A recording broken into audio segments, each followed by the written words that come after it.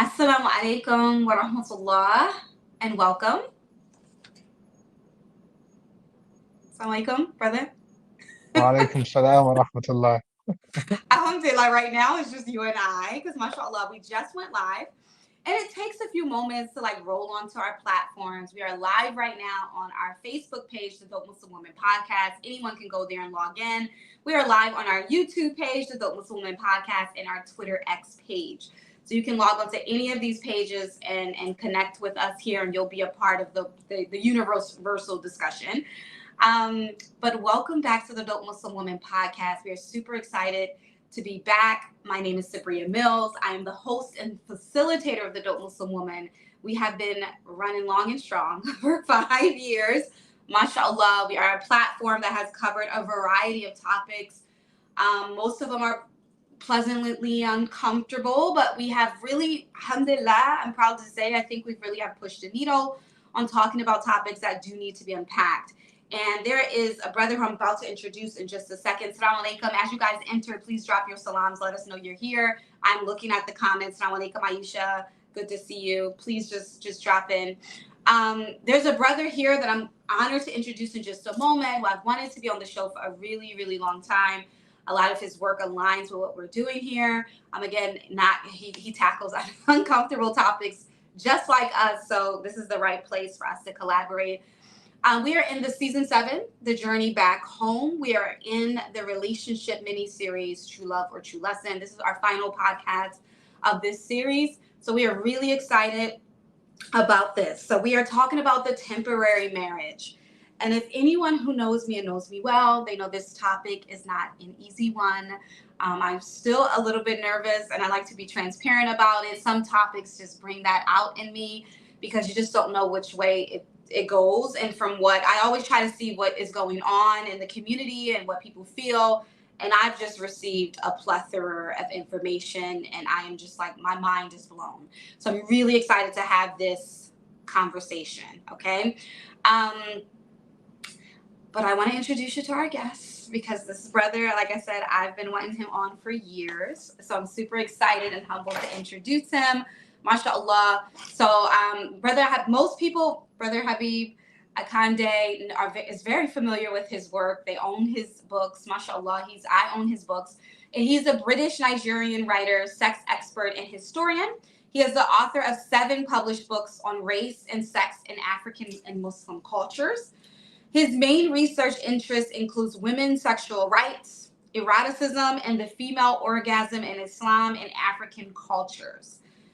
As a public speaker, erotologist, and cross-cultural sex educator, Habib carries out workshops on the clitoris. Is it kunyaza? I'm saying it right?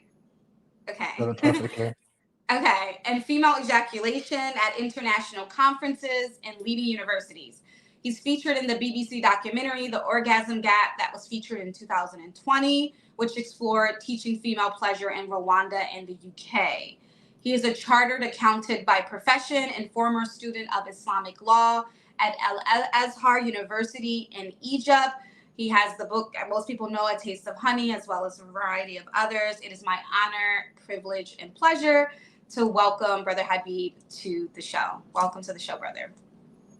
Jazakallah khairan, Sister Sabria, and thank you again for inviting me. I know that we reached out a couple of years ago, but I'll be honest with you, I wasn't ready to appear on your platform. And I've seen your evolution and growth over the years. I've been watching you from afar, and I admire your evolution and the growth, and also your courageousness and fearlessness to tackle taboo subjects as important for the Muslim community, not only in the United States, but also over here in the UK.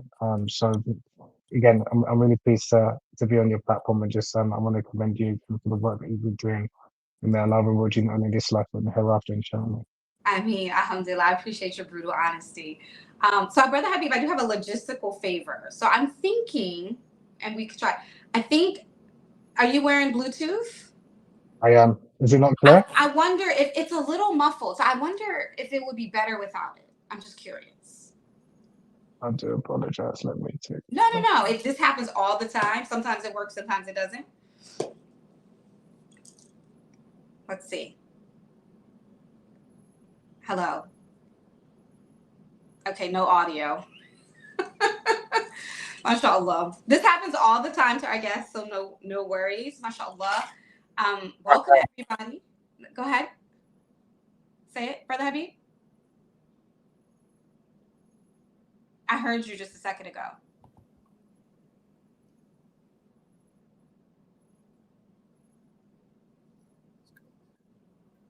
I think your audio is on. Can you hear me?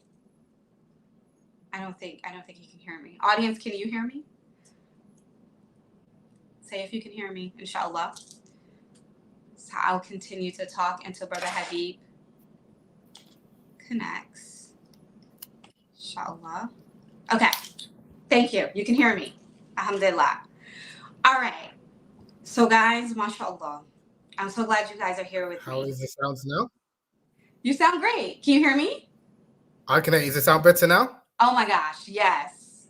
Oh really? Oh yes. Wow. Alhamdulillah. It happens often. So much for Apple and these AirPods. Yeah, sometimes it works, sometimes it doesn't. It all depends. But I really appreciate, first of all, I really appreciate, mashallah, your presence here. Maybe we'll get into later why you weren't ready to be on the show, but I'm like, oh, now I'm curious. But no, mashallah. Okay, we have a really important topic because one of the things I noticed with reading your books, mashallah, is that, I know sometimes some of us can get stuck on the idea of the topic. Like, okay, mashallah, you're a sex educator, which is extremely important in Islam.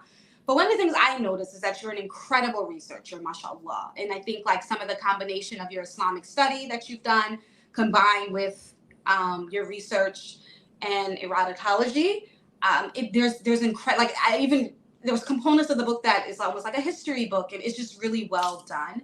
So I know with your work, you come across a lot, mashallah. So can I first just ask what brought you to this field, and why is it something that you're really, because I know you have a lot of people that's like, you shouldn't be talking about it, etc. Why is this really important to drive forward in the Muslim community, these topics?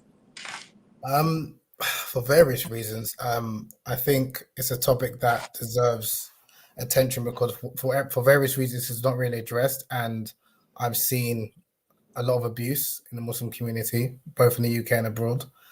And oftentimes, unfortunately, it's women that are on the receiving end, whether they are Muslim or non-Muslim.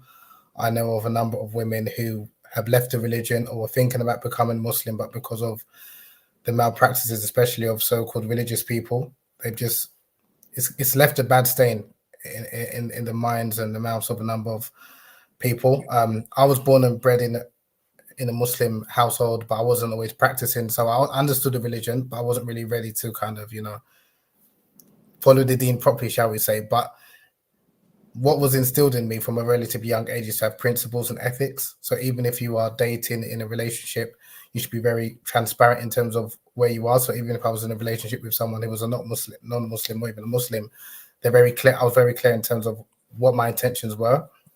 And I was surprised when I started to become a bit more religious in my early 20s that a number of so-called religious people had a lot of the knowledge and will speak Arabic and have the appearance, shall we say.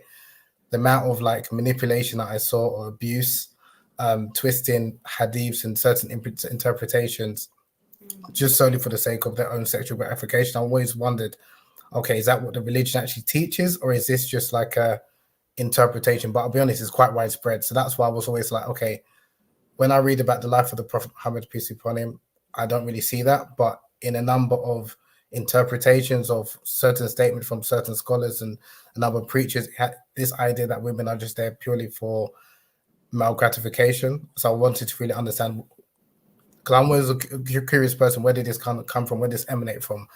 And a personal story that I will share. So when I was, I think I was like 20, in my, so it's in the UK, we call it university. I think in America, it's like college. And that's when I became a bit more religious, shall we say.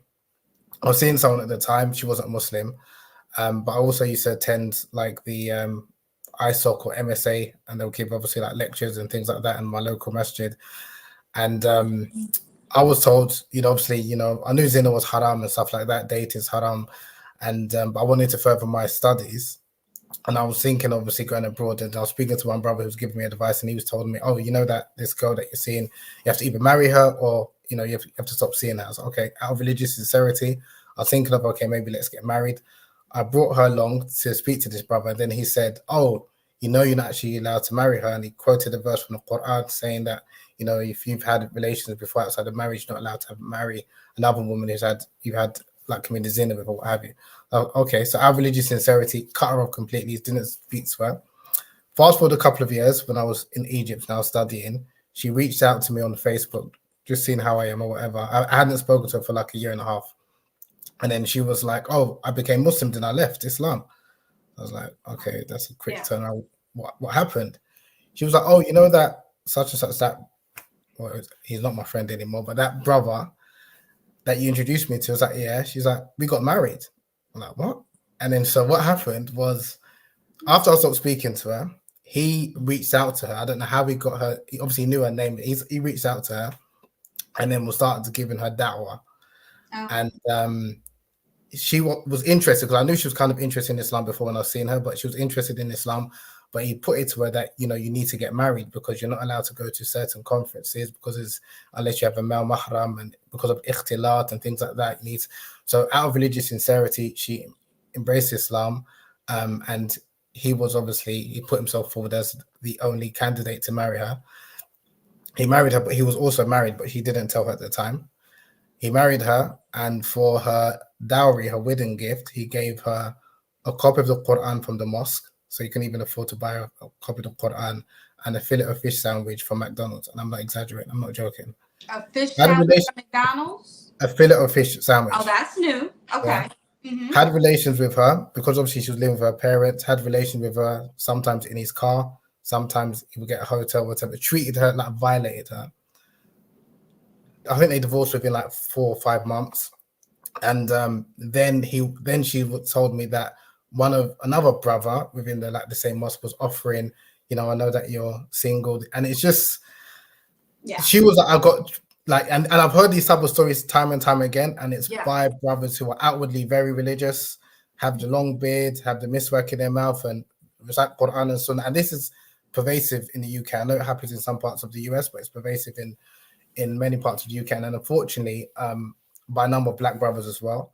And then when I went abroad to Egypt, I saw similar as well. And there's different, we talk about the different types of temporary marriages, but I saw similar, like, kind of students of knowledge with engaging in these type of like secret marriages or temporary marriage practices. And it's a thing where what I never understood is, okay, if you want to see a woman, whatever, obviously that's between you and Allah, but using a religion, I never understood that.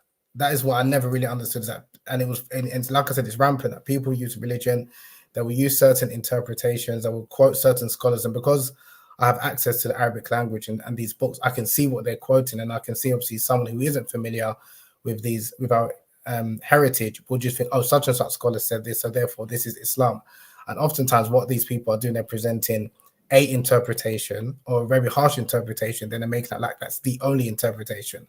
So someone who's none the wiser will think, okay, this is Islam because this person's quoted the Quran, quoted maybe a hadith, and given an interpretation, and people aren't able to differentiate between, is this an interpretation? Is this one of many interpretations? And do I have to agree with this interpretation or this fatwa? So again, there's a lot of abuse, and a lot of brothers know about this. This has been happening for years. This isn't a new phenomenon. I know that, I think you mentioned, I think on one of your posts, that it's something that you've recently were familiar with. This has been happening for many, many years, like many, many years. A lot of brothers in particular know about this. Many are silent because either they partake in this or they know of people, so they don't want to throw them under the bus. So it's like a conflict of interest. So that's why. But again, it's just like, for me, we're not only misrepresenting the religion, but also we're misrepresenting the image of the Prophet Muhammad, peace be upon him, because a lot of people have this perception that this is what our religion teaches. And if a brother's not ready to, commit, that's fine. I'm not saying it's fine to commit zina, don't get me wrong, but do what you're doing, but don't use the religion to justify sleeping around. And especially with the woman coming into Islam, or the woman who is Muslim, and she thinks this is going to be like a long-term marital relationship, but really and truly you only want to use her to satisfy your desires. And again, like I said, that's why my idea was to put the information out so at least people have access to it. Yeah. I did mention this in my book, A Taste of Honey, like 10 years ago, but I haven't really done many talks, or because because I'm not really in the dawah scene and things like that. So it's for people to hopefully to empower themselves with the knowledge and the information that's out there. Yeah. Oh, wow. Okay. SubhanAllah. First of all, thank you for sharing, especially that story, because as a woman, not only do I facilitate this dialogue, but I also work in the realm of therapy, coaching, etc. And a lot of sisters who embrace Islam, they do reach out to me. And a lot of times they don't have safe and incredible great spaces to go to, or good or reliable sources to go to. And often they find themselves in situations just like you explained. Maybe it's not a fish for dowry, but maybe it's a turtle, for example, but it's still the same thing. Like you said, it's really interesting. So, okay, let's get into it. I want to really make sure we're making sense here and everybody's on the same page. Based on your understanding, what are we, when we say temporary marriage, what are we talking about? Because I actually am confused, because I realize that I'm not confused. I know what it means as far as Islamically, but I'm confused as to what the people believe this is. So could you help us understand, when we mention temporary marriage, what are we talking about here? Yeah, so from the perspective of Islamic law, like fiqh, a temporary marriage is usually referred to as mut'ah, meaning the actual meaning means a pleasure marriage, and it's a marriage that is contracted for a set period, as in you stipulate an end date. So when you do your nikah, like the marriage contract, obviously the man, the woman, the wali, the dowry is given, but they will agree a certain time when the marriage is going to end. So that's why it's a fixed marriage contract. Okay. So it might be a day, it might be 6 months, it might be a year, or what have you. So that's what, by definition, that's what a temporary marriage is, where there's a fixed end date. Now, in early Islam, according to I'm a Sunni Muslim, in early Islam, temporary marriage was permissible. It was practiced during the time of the Prophet, peace be upon him, and then he's abolished it and said you're no longer allowed to practice temporary marriage, so it's haram. So from a Sunni perspective, we believe that it's haram. According to our Shia brothers and sisters, according to Shia scholars, they consider that it's still permissible, because they believe that it was Umar bin Khattab, may Allah have mercy on his soul, or may Allah be pleased with him, sorry, they believe that Umar prohibited it. So they think that it was permissible during the time of the Prophet, and it was Umar that prohibited it. That's why they don't believe that it's impermissible in their law. So that's what a temporary marriage is. But in the Sunni tradition, so even amongst Sunni Muslims, you have different types of, shall we call them, temporary marriages or informal short-term marriages, but they wouldn't come under the definition of zawaj mut'ah or mut'ah itself. So like I'm sorry, I want to make sure I'm understanding what you're saying. You're saying that in the Sunni tradition, there are those that believe, or so in the Sunni tradition, you have these types of temporary marriages, but they wouldn't call it a temporary marriage. Oh. So they wouldn't say it's a temporary marriage, but for all intents and purposes, it's a temporary marriage. So, for example, you have a type of, which is discussed in the books of fiqh, and this is why, again, a number of the brothers, especially some who are somewhat learned, students of knowledge, and even some imams, will exploit some of these legal rulings or legal loopholes to take advantage of women. So one of them is the type of marriage which is known as marriage with the intention of divorce. So marriage with the intention of divorce, this is where it's the same, the man will propose, the woman will accept with the wali's, the guardian, giving his consent, his permission. There's a dowry, but the man will have the intention that he's going to divorce the woman. It might be after 6 months, it might be after 3 days, it might be after a year, it might be when he's traveling, but he wouldn't verbalize it and he wouldn't explicitly state it in the contract. So it's only between him and Allah. So when this was discussed at length by many scholars of the past, like hundreds of years ago. So when they put forth this question, is this type of marriage valid or invalid? Now, technically, because it fulfills the conditions of a marriage contract, that's why some scholars said it's a valid marriage. Are you following me? I do. I'm following. Yeah. So that's why technically, in terms of it fulfills the conditions of a marriage contract, that you've got the two witnesses. You've got the two witnesses, the dowry, the wali. You've got the man and the woman accepting the proposal. So technically, it fulfills. So even though it's unethical and it's immoral, the marriage contract in itself is valid.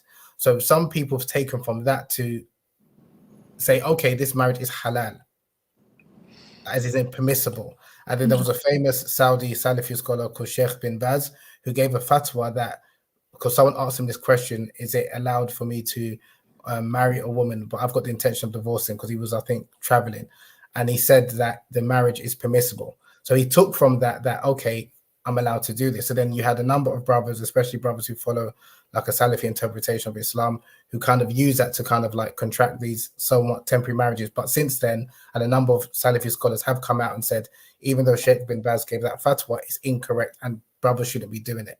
Because you found a number of brothers in the Arab world who go to maybe another country for like a couple of months or when they're studying and use these type of temporary marriages. Even in the UK, you have a number of brothers who go to maybe even the US, where you've got these conferences for maybe like 2-3 weeks. They'll use that fatwa to marry a woman. The woman doesn't know, and that's the thing. That's why it's deceitful. The woman doesn't know, and he's only there for a couple of weeks or a couple of months. So that's one type of, like, shall we say, temporary marriage.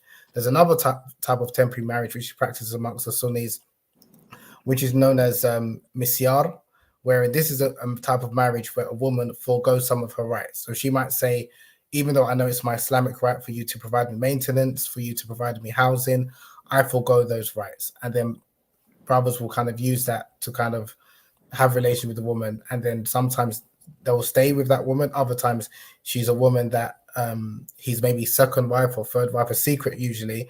And because obviously he doesn't have to provide maintenance, he would be like, okay, I don't have to provide maintenance because you forego that right, but you have to give me all my rights, which is obedience and sexual fulfillment. So again, it's a type of marriage that brothers will use to kind of exploit women again. So that's another, you could say, type of temporary marriage. Again, it doesn't meet the condition of a nikah, a mut'ah, but it's a type of temporary marriage. Another one, which is, sorry, am I speaking too fast? No, I'm just overwhelmed. But go ahead. I'm listening. So, another type of marriage is called nikah halala or nikah tahlim. And this is in the Quran. So in the Quran, and again, this is just by background, we need to understand the context. In the Quran, it does state that if a woman has been divorced 3 times, she is not allowed to remarry her former husband unless she contracts a marriage with another man, and that marriage has been consummated, as the Prophet, peace be upon him, said. Now, the reason why that verse was laid out was because it was a custom of the Arabs of the time that they will marry women, marry the same woman. So she couldn't get on with her life. So that's what Allah revealed this verse to prevent men from exploiting women, because they'll marry them, divorce, right? So that's the context of that. But what happened with some Muslims is that, so some Muslims who are in haste, they might say, you're divorced 3 times to their wife. And then now they realize, okay, they can't take her back because she's been divorced like 3 times. So they will arrange, okay, let me get a friend of mine to marry this woman, sleep with her, maybe for a day, 2 days, then to say you're divorced, now I can marry her. Again, it's like you're playing with the religion. And it happened during the time of the Prophet, and he was angered by this, and he cursed those who engage these types of marriage. And he cursed the person who facilitates it and the other man who engages in the act. He didn't curse the woman, he cursed the 2 men. Now, and there's a hadith, like I said, that says that type of arrangement, that de facto marriage, is prohibited. Amongst the 3, because we've got 4 schools of law in Sunni Islam, amongst the Malikis, Shafi'is, and Hanbalis, they take that type of marriage is haram. The Hanafis, they don't take that hadith. So for them, that type of marriage, even though it's unethical and immoral, is technically, they say it's not haram. So because they say it's technically not haram, you have a number of Muslims, especially from the Indian subcontinent, like Desi Muslims, South Asians, who exploit that. Because they've said, our scholars haven't said it's haram, they will say it's makruh. So because it's makruh, meaning disliked, we can do it. So and then if, for example, a man will say you're divorced 3 times to his wife, then and sometimes some imams will get involved and try and facilitate that. They'll say, like, if a woman's been divorced 3 times, he will tell her, you know what it says in the Quran, so you know you can't go back with your husband unless you get married and consummate. But I can, and they have these halala services, and it's despicable. I mean, it's disgusting, but it's quite prevalent in the UK, in parts of India, and also maybe some parts of America, where you have a lot of Muslims of South Asian descent who follow the Hanafi school of law, because a lot of them, they're unaware of also there's other opinions that you don't have to go through that route. Right. Does that make sense? I'm just trying to give backstory, because a lot of people, like, if they're from a Hanafi perspective, they only studied Hanafi Islamic law, they'll only know what the Hanafi scholars have said. And if a woman's been divorced, like a man says, you're divorced 3 times in one sitting, they'll take it as, okay, I'm divorced 3 times. Some scholars say no, that only counts as one divorce. So again, just understand the context behind these. Yes. So that's like a third type of temporary marriage, because again, it's a temporary marriage that a man is doing just to have relations with a woman so she can get back with her former husband. So I want to jump in here, Habib. I appreciate all the information. I really do, and I want to jump in here really quickly about it, because I know that there's a lot of views and things like that, and I want to sort of. So some of the things I heard, honestly, I'm gonna be honest. I heard mostly from women when I put the filler out there in regards to temporary marriage and how people feel about it. And that's not surprising because as a adult Muslim woman. However, when I'm saying I heard mostly from women, I heard mostly women who are interested in this. Okay. And when I say I dozens and dozens and dozens. And now before we get into like what Islam says, because again, I think that's a whole nother podcast. And I do think we should be really clear about this, because we don't want some of the problems you suggested earlier. We don't want to give an impression that anybody can do something that's really unethical, immoral, or that, the majority of scholars say they shouldn't if you follow a Sunni perspective. And we will have a brother on that follows Shia perspective, and we'll ask a question. And I think it'll shed some light from their perspective. But sometimes Sunnis try to follow that too, and they do it all wrong. But a lot of the sisters were saying that they actually voluntarily did it, or they wanted to participate in it, or they're actually looking for it.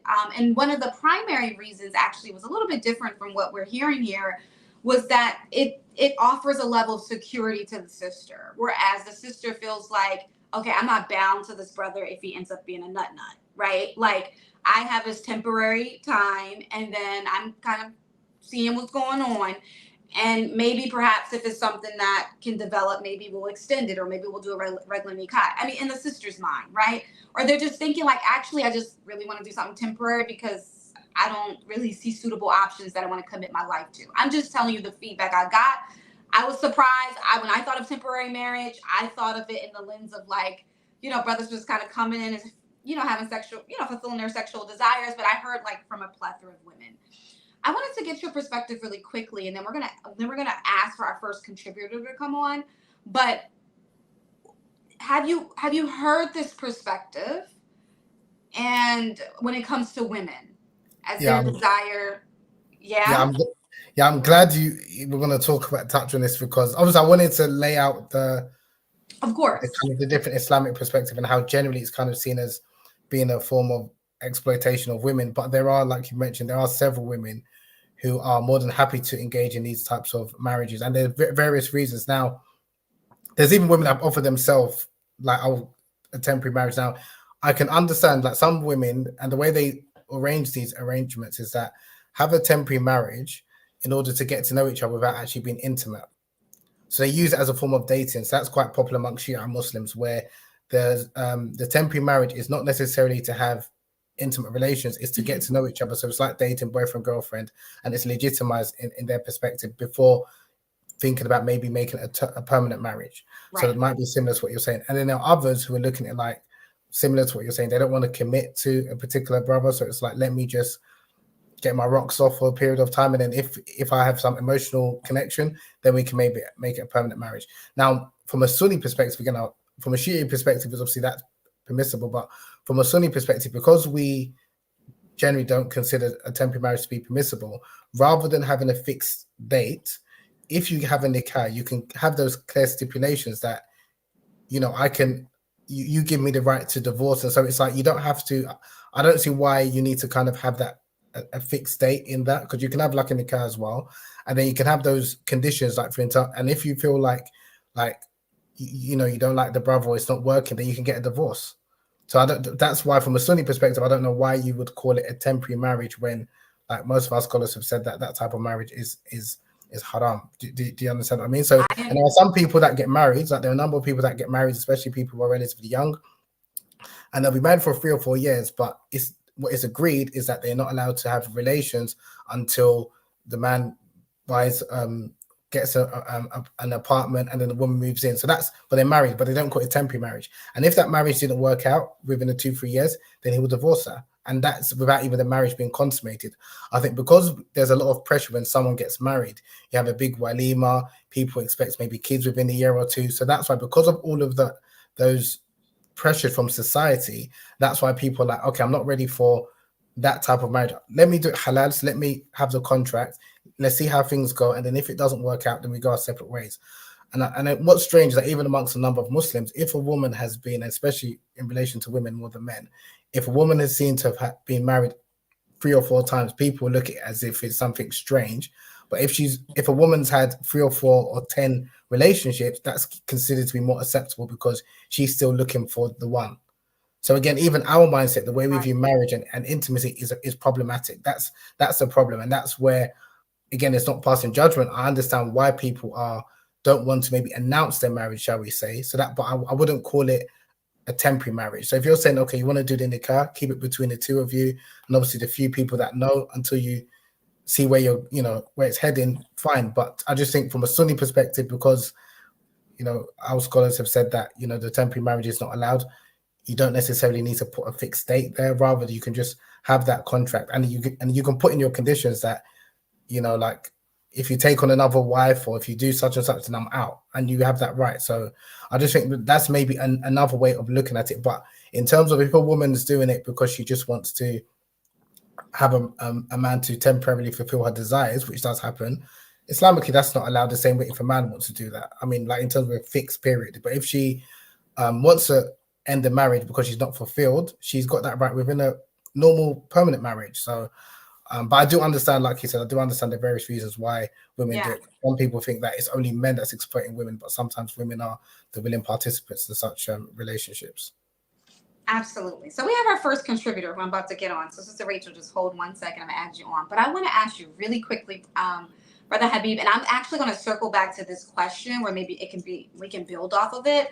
But just from your perspective, because like I said, because of the books you've wrote, because of the research, because of the documentary, you get flooded with stuff. What is really happening? Like, I know what we should and shouldn't do, but what are you seeing out there when it comes to this lifestyle or way that people are, like, what is really happening in real time? What are people really doing? It's that people feel that they've been deceived. So again, if you've got 2 consenting adults and they have this arrangement, I generally don't really hear from those people. It's people, and it's usually women, who feel like they've been deceived, where they've gone into this relationship thinking it's going to be long term, and then the brothers taken advantage of them. But he's said that like, it's my right, it's Islamically okay, this is Islamically permissible, and then they're struggling. Is in, okay, is this really what Islam teaches? Is this what, like, is Allah saying that I'm supposed to be treated like this? And then some brothers, unfortunately, will use like the story of Asiya as an example to say that women, that's your, like, I heard one sister say that that's your domain. Women are supposed to be oppressed, and she's your example. And I'm just like, yeah, it's like they're taking that story and you're twisting it in terms of how it's supposed to be understood. So with the story of Asiya, for anyone who's not familiar, the wife of Fir'aun is mentioned in the Quran. She was abused and tortured by her husband, Fir'aun, and she asked Allah to save her and save her from Fir'aun. But what's interesting, when you actually read the tafsir, the classical scholars who speak about that particular story, she says, save me from Fir'aun and his works. And when one of the companions, Ibn Abbas, he said, the works that he's referring to is save me from having sexual relations with him, because he was like raping her. So this is like, it's a deep understanding that it's not only save me from him, save me from being intimate with him. But brothers won't talk about that side. They'll just talk about, oh, like, she's an example for the believers, meaning just be patient.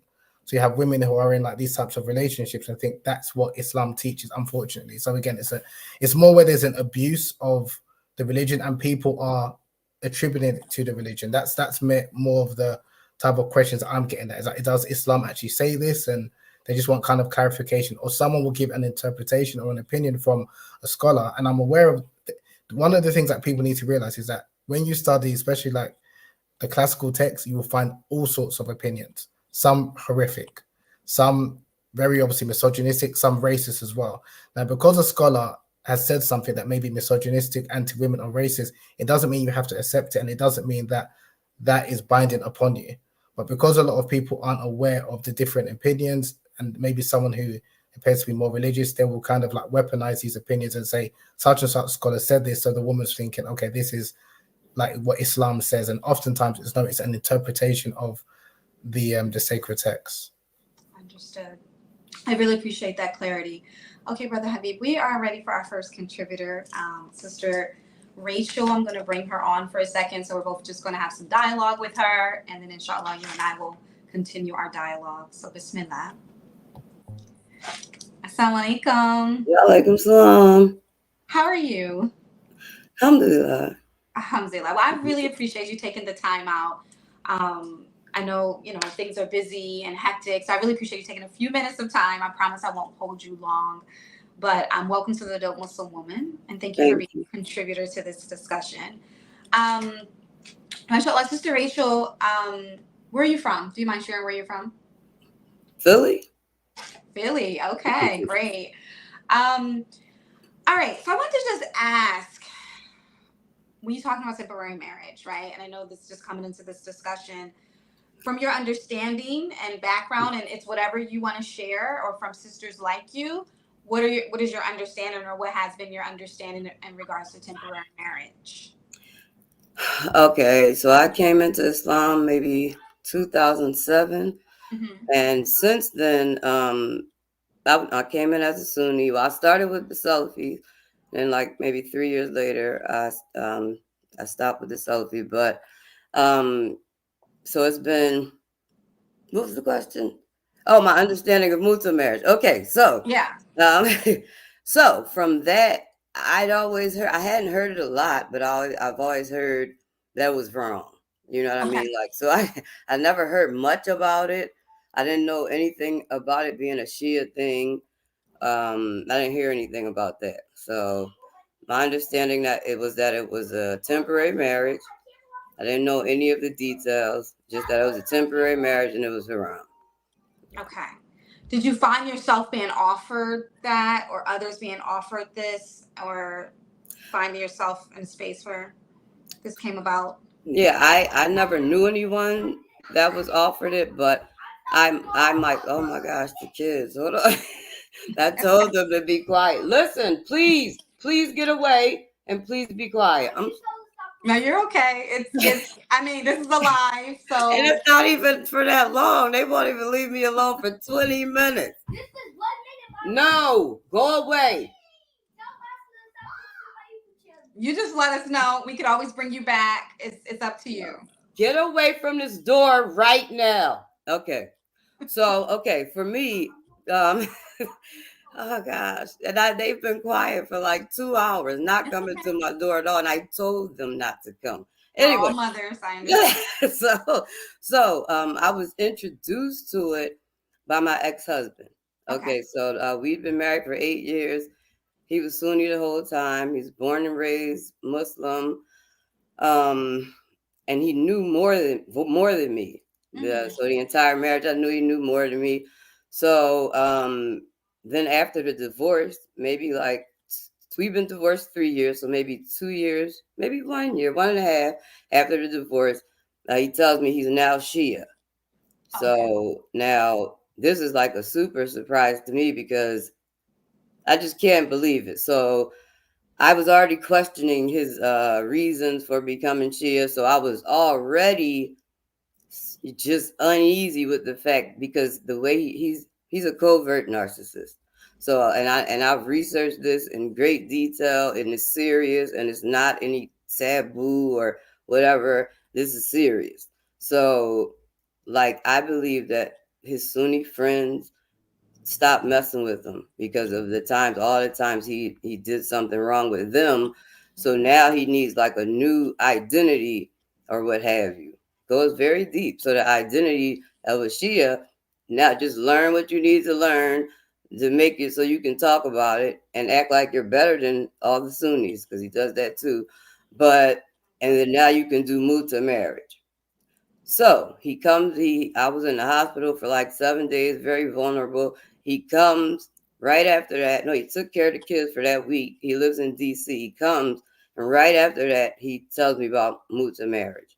So it was like I was highly vulnerable. I wasn't in a good place, but I wanted to have sex. So we being real here. I wanted to have sex. I hadn't had sex in 3 years. So he's telling me about this. I knew it was good. So the sex. So I'm like, all right, he lives in DC.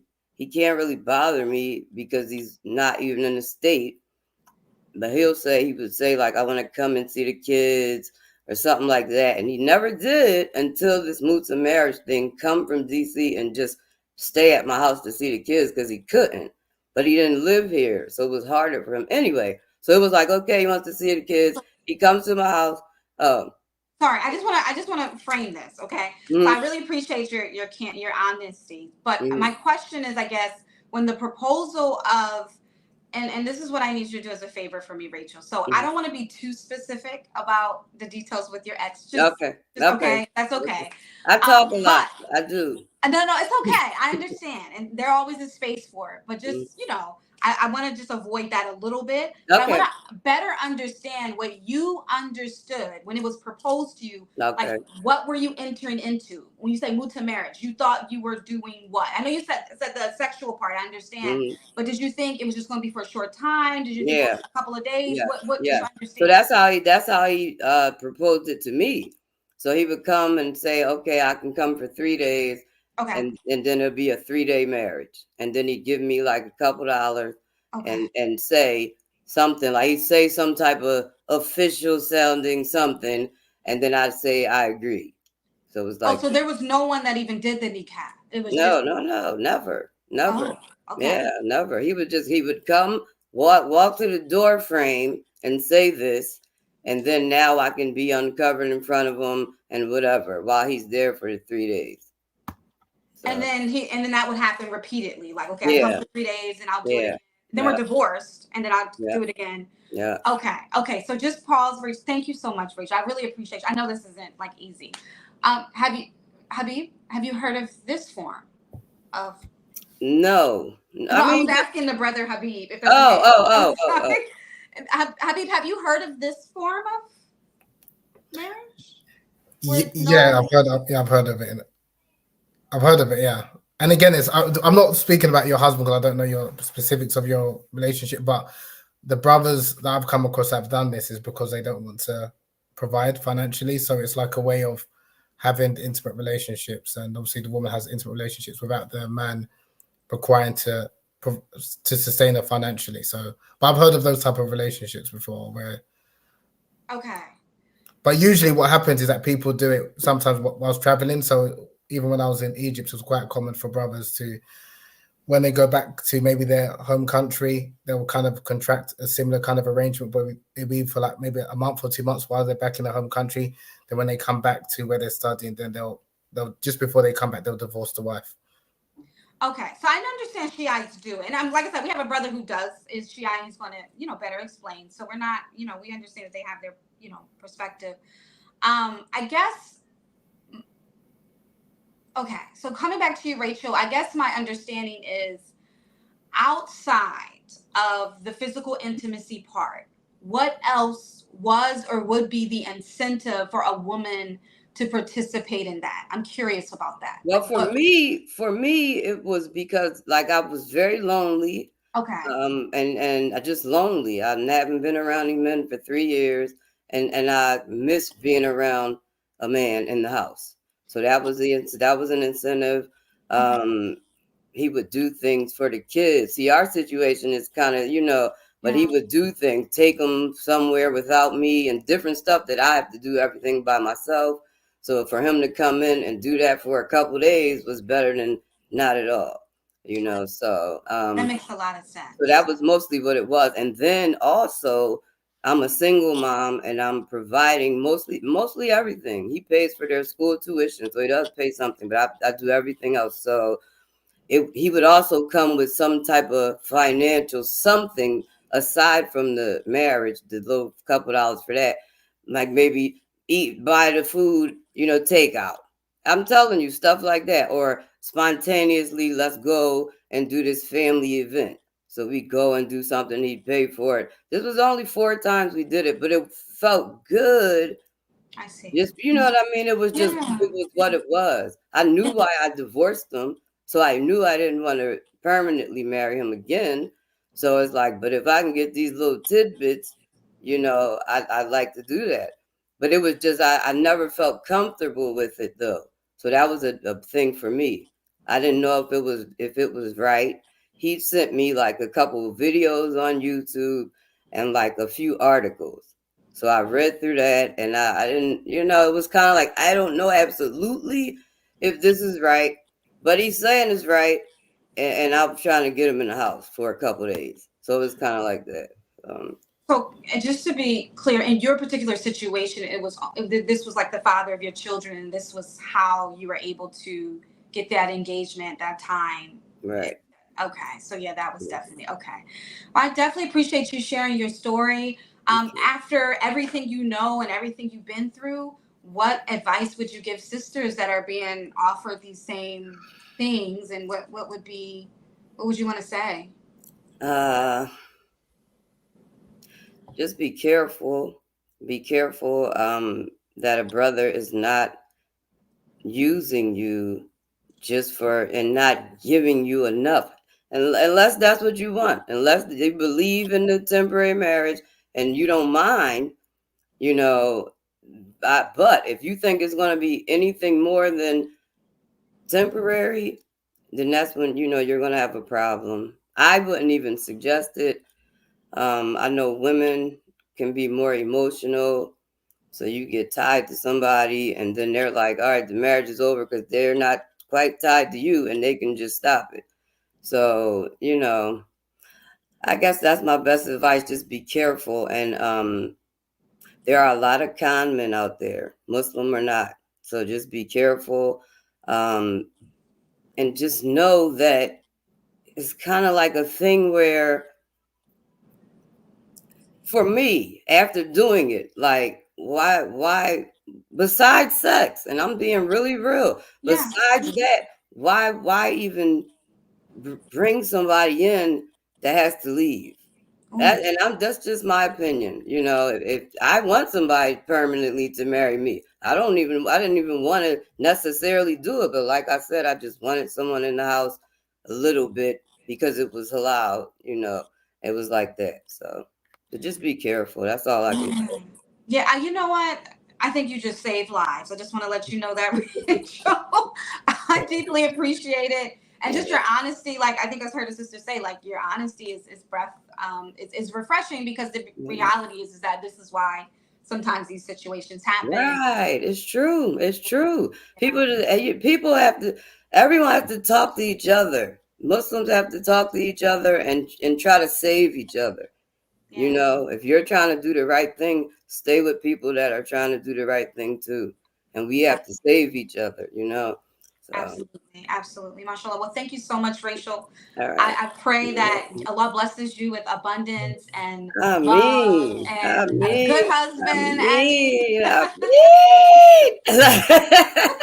All right, you're welcome. And this wasn't as nerve-wracking as I thought. I made it through. This wasn't so bad. I know I've talked a lot in the beginning. I'm sorry, everybody. No. You were fine. You were fine. Okay. But it's the message you gave, I think was really, really valuable, and I didn't want it to be missed. So thank you again. Thank you so much for your time. No problem. Have a good night. All right. Assalamu alaikum. Okay, Brother Habib. I think that was amazing. I think that was a great testimony. Reason, I think, for so many reasons, I think the fact that the sister was very candid in the sense of the reasons why she wanted to engage in that type of relationship. And I think because a number of women will be surprised. Yeah. But brothers know that there are some women who that's what they want. But initially, that's maybe what she said she wanted, like she said, but after, she wants more than the physical intimacy. And that's where I think as brothers, even if a woman is offering you, I don't mind being a temporary wife, I don't mind being a secret wife, you should know that in most cases, I know there's some exceptions, but in most cases, women want more than that. And if you know a woman wants more than that, you're not able to deliver, then don't go into that relationship. And that's where I think where the brothers need to be, as well as leaders, we're supposed to be more accountable in the sense of, even though that's what she's saying, that's what she wants, she's going to forego all of her rights, and she just wants me to come over a couple of nights a month. You know that in most cases she wants more than that, therefore don't go into that relationship. That's why I just think the brothers need to, because we know better. But I think it's also important, and it's good for what the sister was saying, so other women can hear that there are some women who have needs as well. Yeah. And in that particular sister situation, it's not as, or hopefully, as detrimental as other sisters who, because that's the father, that was the father of her child, and there's already a relationship. Imagine a woman who has that type of relationship with 3 or 4 different men that she hasn't met from Adam. So imagine what that would do to her psyche and her soul. You know, and that's the thing which I think people, brothers and sisters, also need to kind of be aware of, because that does happen as well, unfortunately. Absolutely. This is really interesting. I think that what she spoke to kind of connected to what you said. And I know we're looking at this in a multitude of ways, y'all. So I just want you guys to keep your minds open, mashallah. But you did speak to the manipulation piece. And kind of one of the things I did hear was this this point around, like, there were children involved. And it was kind of like this drip out, give under this context. Like, if this is how I can do it, right? And I think that that's really difficult, right? Like, that's different. And you, like you said, using an element of Islam that I've taken, now I believe this, so I'm gonna do it this way. And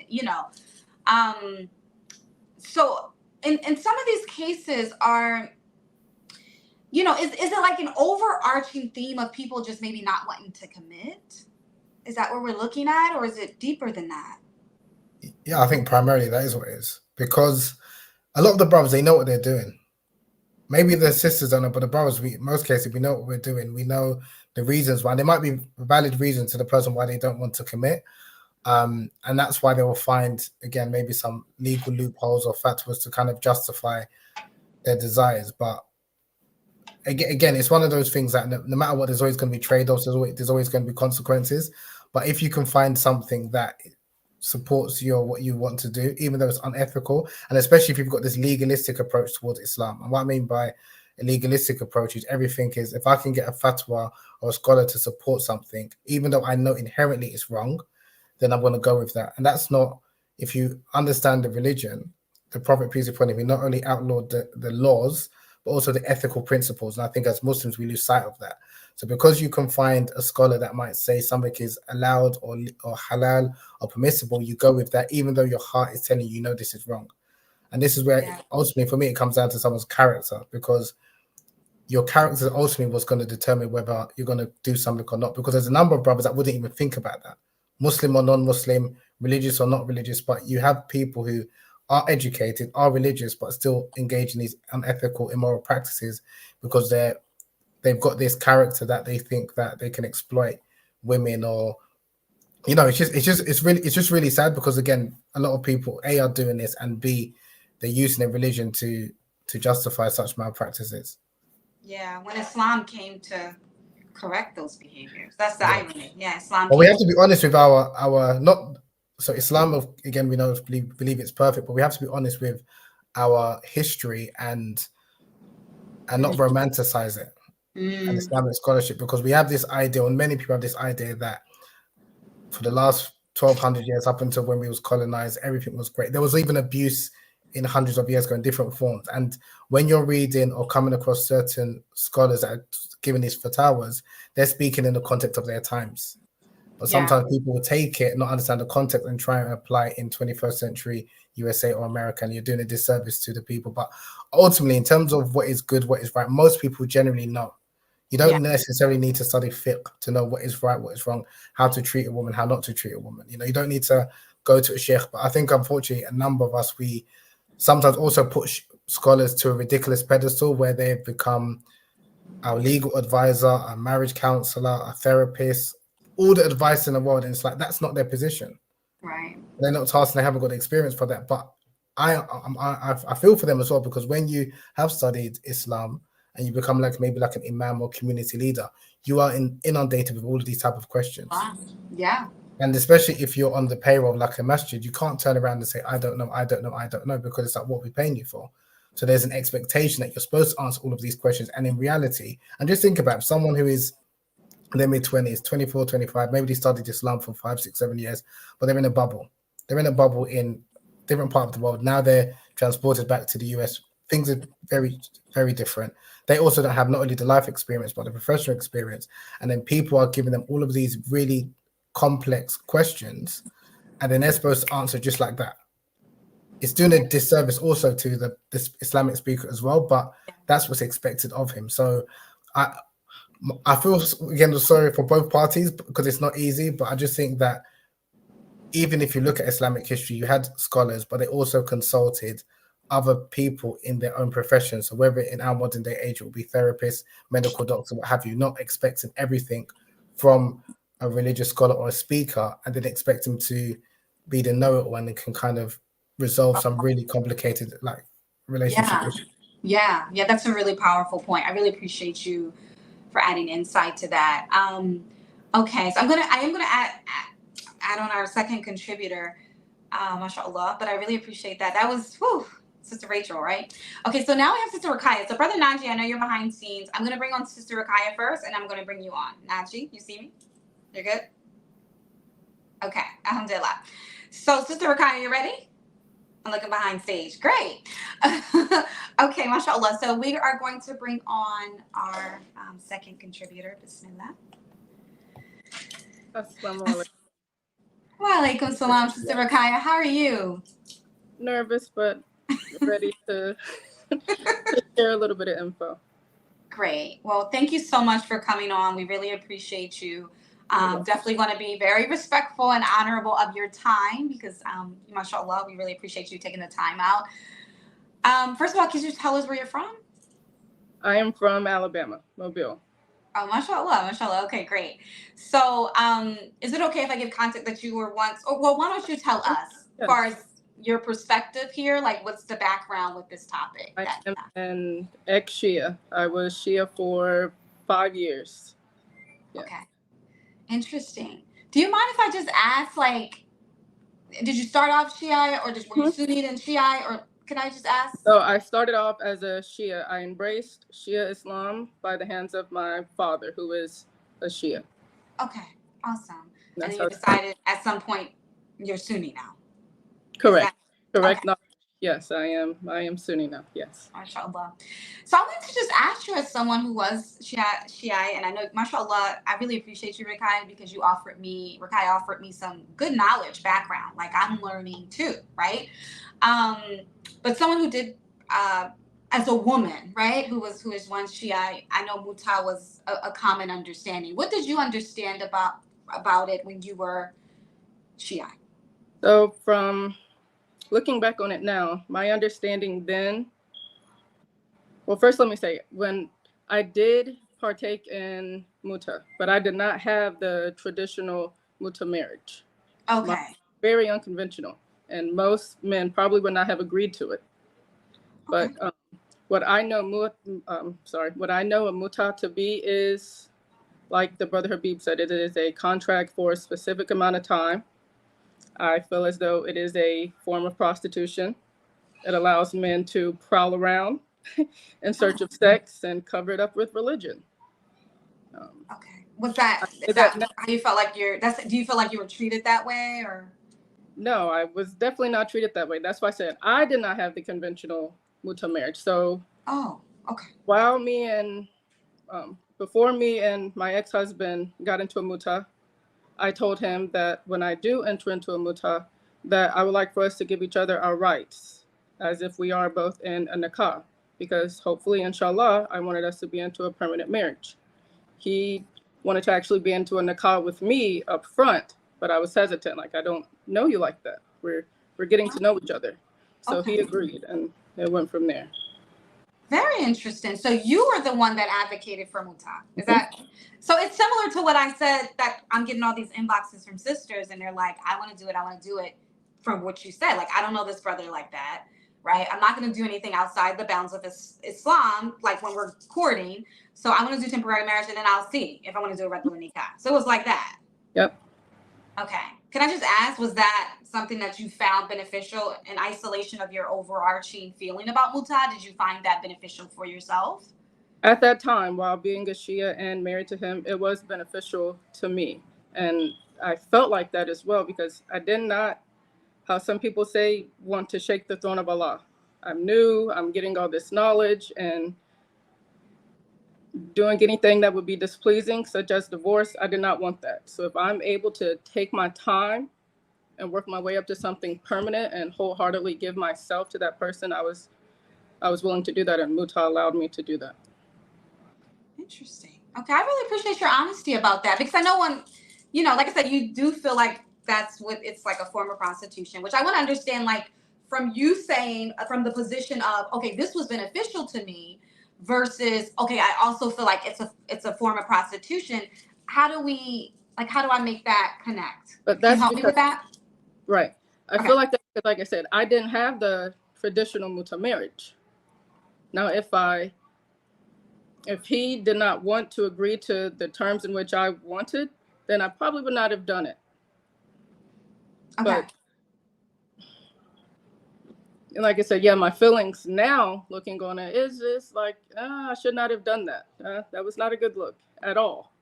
Okay. It allows men to have limitless number of wives.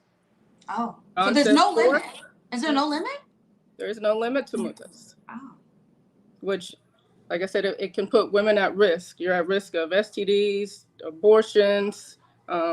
A lot of things can go on into a mutah that is not beneficial to a woman, very detrimental. But it wasn't like that for myself.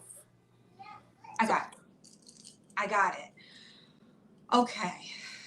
So then let me just ask this, because like I said, I'm still stuck on all of my inboxes. What would be your advice to the sister that feels like you did, right? Shia or not, because most of the people are Sunni, right? But what would be your advice to the sister that's like that was in your position, that wants it to be temporary to see if it will work out? What would you advise her maybe instead, or what would you suggest? Tell her don't do it. Okay. I believe that if a man wants to do permanent marriage or really want to marry you, he's going to propose that up front, nothing temporary. Majority of the time when these brothers are out here proposing mutah marriages, they already have permanent wives. Mm-hmm. And they're just using it as something to play with. If he's serious and he wants to give you your rights, and all of them, women don't have rights in mutahs. Like, you're treated like a commodity. It is for sexual pleasure. The word mutah means pleasure or enjoyment. So don't do it. You're at risk. Your sexual health is at risk. Your life is at risk in this life and in the next. Don't do it. So for women who have this fear of not wanting to go into like a regular nikah because, you know, maybe they've had some bad situations, they were with the crazy nut job that they couldn't get out, they couldn't get a divorce from. I'm just telling you what I've heard. Would you just say don't do it, or would you say do what instead, or go like what? I believe there's something in that is, I think, hopefully I'm saying it correct, a khutbah, where you can talk to get to know their brother before y'all get married. Talk and get to know one another. Do that. If it takes 2 years to get to know him, do that. That's better than foregoing all of your rights, putting your health at risk, all of that. That is better. SubhanAllah. Wow. Ruqayya, I really appreciate what you're sharing. Brother Habib, I know you mentioned a lot. I mean, a lot of what she's sharing is kind of what you shared earlier, right, in the discussion. Yeah, so I had a question for the sister, Ruqayya, if you don't mind. From your experience and the women that you know that are Shia, what were the main reasons why women wanted to? Oh, great question. To contract a temporary marriage. So I can't really speak for other women because I have not spoken to a lot of women in regards to mutahs, but I can speak for myself and say for me it was I had just came out of college before I embraced Islam, and I wanted companionship. I had desires. I needed a man. And this was something that allowed me that opportunity without having to commit or fear divorce. Oh. Yeah, because I wanted to touch on that because you mentioned the fear of divorce, and you mentioned, I think you were referring to the hadith about the throne of Allah shaking. Was that something that you was told? Because that hadith, well, from a Sunni perspective, is not authentic. I know, unfortunately, a lot of preachers will use that, but that's not actually authentic hadith, that the throne of Allah shakes when a woman gets divorced. But was that something that was thrown at you, or that's why you had that fear of being divorced? Yes, it was. Yeah. So when I was told about marriages and the two different types, I was told about nikah, which is permanent, and mutah. And I was told divorce and permanent marriage shakes the throne of Allah. So if you're not trying to do that, you're not 100% sure, and you're looking to just get to know the brother, then mutah is the more feasible option. Wow, that's fascinating. I really thank you, Habib, for asking that question. That really clarifies a very important point. Okay, so Ruqayya, I really appreciate you. I really do. You're welcome. Thank you very much. May Allah bless you. May Allah increase you. Alhamdulillah. And I just appreciate your time. You really added insight, especially that last piece, Habib, about this idea of like if you propose it that way, right? Like if you get married this way, you know, it might shake the throne of Allah versus this, which won't. I mean, that's right. I didn't know that. That's new news for me. So it's interesting. That's it's the stories that people have been, well, especially I'll be honest, it's the stories that women hear because, again, the way marriage and divorce is presented, that's why a lot of women fear divorce. And then it's like, okay, this is the alternative, but this is a safe option, not realizing that is not the only option. So again, it's a lot of the stories and the messages, unfortunately, that women are told, and a lot of these.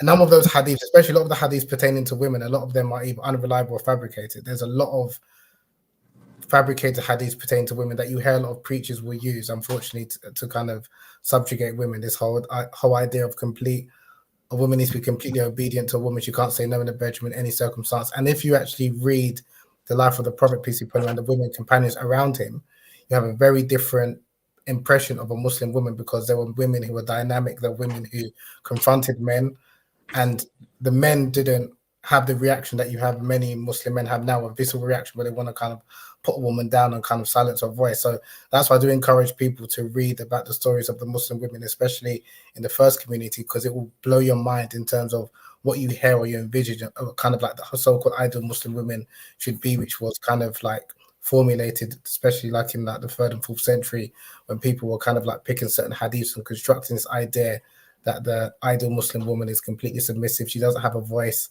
And you've got all of these opinions like, you know, she can't come out of the house unless it's absolute necessity, like using a bathroom and things like that. These kind of came later on. But that's why I do encourage people to especially read about the stories of the first generation, because it's very different to the image of the Muslim woman, which was formed like later on. Oh my gosh, mashallah. I was just speaking about this, and Ruqayya, I'm gonna have you go. I thank you so much, mashallah. May Allah bless you. I'm gonna see you later. Okay. Like salam. Okay, Brother Habib. I just wanted to add on to this. I was just having these discussions because, mashallah, in doing this topic, I'm like fascinated of what were the women doing during the time of Rasulullah sallallahu alaihi wasallam. How were they marrying? Were they divorcing? Like, what was really happening? And I found so many fascinating stories of like how bold the women were, and like, you know, mashallah, how courageous they were. And some were on the battlefield, and some were serving, but some were super vocal, some were, mashallah. And it's just like these stories are there for us, but what we have been told a Muslim woman is supposed to be, or the box she's supposed to be in, seems to be a little different. And we know that like women aren't one thing, right? There can be the shy, mashallah, sister, and that's absolutely great. We saw that during the time of Rasulullah sallallahu alaihi wasallam, but we also saw the new Saba, or the one I love the story of Khalwa, who the story of the sister who the ayat was brought down about. I mean, she was an advocate for herself. So I do find that really interesting how things have happened over time. Yeah, that's one of my favorite stories, and there's so much that can be learned and deciphered from that story. So even if you think about where, just for the background of people who are listening, so this was a companion who was married to a man, and he pronounced it, the harder, which is like an Arab custom. It's a type of divorce where he said that you're like my mother's back, meaning I can't be intimate with you, and that's an Arab custom. So she was wondering, am I actually divorced or not? And then he one day tried to come and have relations with her. She forced him off, and then went to the Prophet, peace be upon him, wanted clarification in terms of, am I divorced or not? Now the Prophet, peace be upon him, at that time, he hadn't revealed revelation, so he was legislating based on what was the custom at the time. So he was assuming that they are divorced, and then she was pleading with him. So this is an example of a woman who felt that she'd been wronged, And even she's going to the male authority and the Prophet, peace be upon him, but she was still adamant and pleading with him up until when Allah revealed the verse saying that he's heard the woman that was complaining. So the reason why such stories are so important, because we shouldn't romanticize our history, even during the time of the Prophet, peace be upon him, as if there was no issues or all of the women were, like I said, were completely obedient and subservient to the men, because a number of times women did challenge whether it's male authority or male perspectives or male interpretations. And we have that. There's so many of these examples, but unfortunately, like I said, the stories that oftentimes I think women hear, Muslim women hear about the ideal woman is of, like you said, the demure woman who is in the corner, who doesn't speak. And again, that might be a case for some women, but if you read, especially like the first generation, it's very different. It will kind of like you'll be thinking, okay, if you had all of these women who were having issues, but good and bad, challenging men, like you said, in the battlefield, in the household, women going to the Prophet, peace be upon him, on behalf of other women, saying, I'm asking you these questions because I want to teach other women. You have women who are saying they're not satisfied in the bedroom and then they want out of their marriage. And then there was a companion, a male companion, saying, how can you say such a question? The Prophet, peace be upon him, he answered her question and he didn't reprimand her. So that's indicating that the Prophet, her question was completely valid. But unfortunately, I think a lot of people, their understanding of Islam is come from some interpretations of scholars. And the thing is, and this is where, again, as men, we have a blind spot naturally.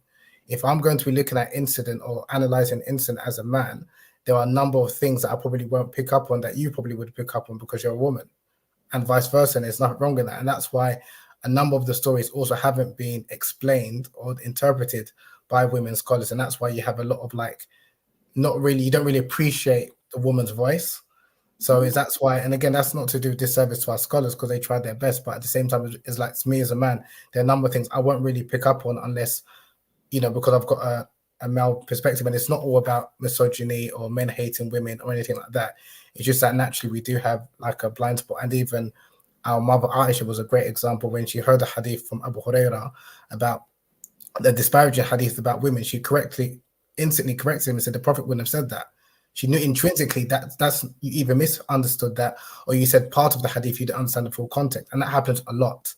So that's why, again, it's important that for the men to not be afraid to amplify women's voices or hear what they're saying, and likewise for the women to take inspiration from our mothers, the mothers of the believers, as well as other women companions, because they have a place in Islam. And then you will get pushback, I'm not going to lie, but you just have to persevere, and those who want to benefit from you will benefit from the work that you're doing. Absolutely. And I really appreciate you saying, which I think is mashallah, coming from such a place of compassion and like husnul dhan, which is like all of these sort of things that may have occurred when it comes to Islamic scholarship wasn't always done from a place of like misogyny or, some malicious intent, but some of it just comes from like, I'm a male and I'm looking at this and I may have overlooked or not really seen it from this perspective. And that's why female scholarship is so extremely important as well. So thank you so much. Okay, Brother Habib, we do have our last contributor, mashallah, that I want to bring on. This has been really powerful. And I know we've been hearing a lot like from Sunni, Shia, because again, based on what you said, even the primary understanding of what temporary marriage is mut'ah, which is practiced by Shiites, even though we know, as you mentioned, there's a lot of Sunnis that do different things. So understanding it from that lens, because that's what we're talking about here, right? I think it's important. So we do have a brother, he is Shia, and he wanted to add a perspective, so I'm going to ask Brother Naji to join.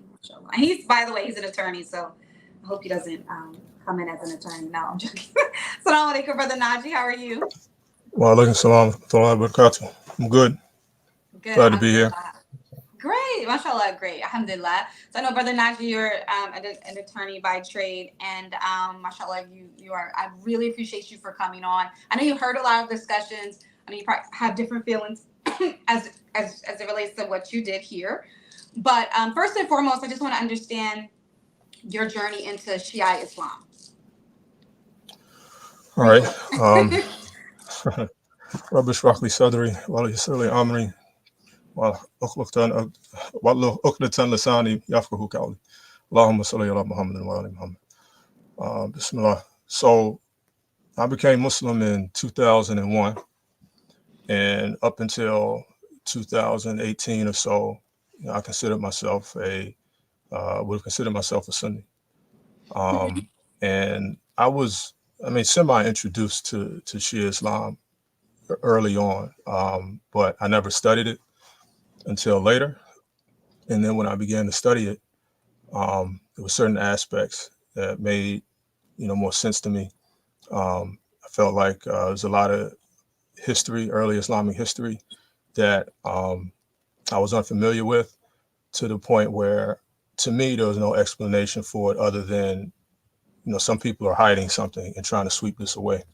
You don't hear much talk about anything that happened after the Prophet sallallahu alaihi wasallam. And I don't want to get all the way into it, but that was what started my journey. Didn't have anything to do with mutah. Oh, I was going to ask that. I was Unlike, going to ask. the sister's husband, may Allah protect her, and him. And so Okay. So that was it for me. But one thing I can say, having, that experience, I'm pretty familiar with Sunni beliefs as well.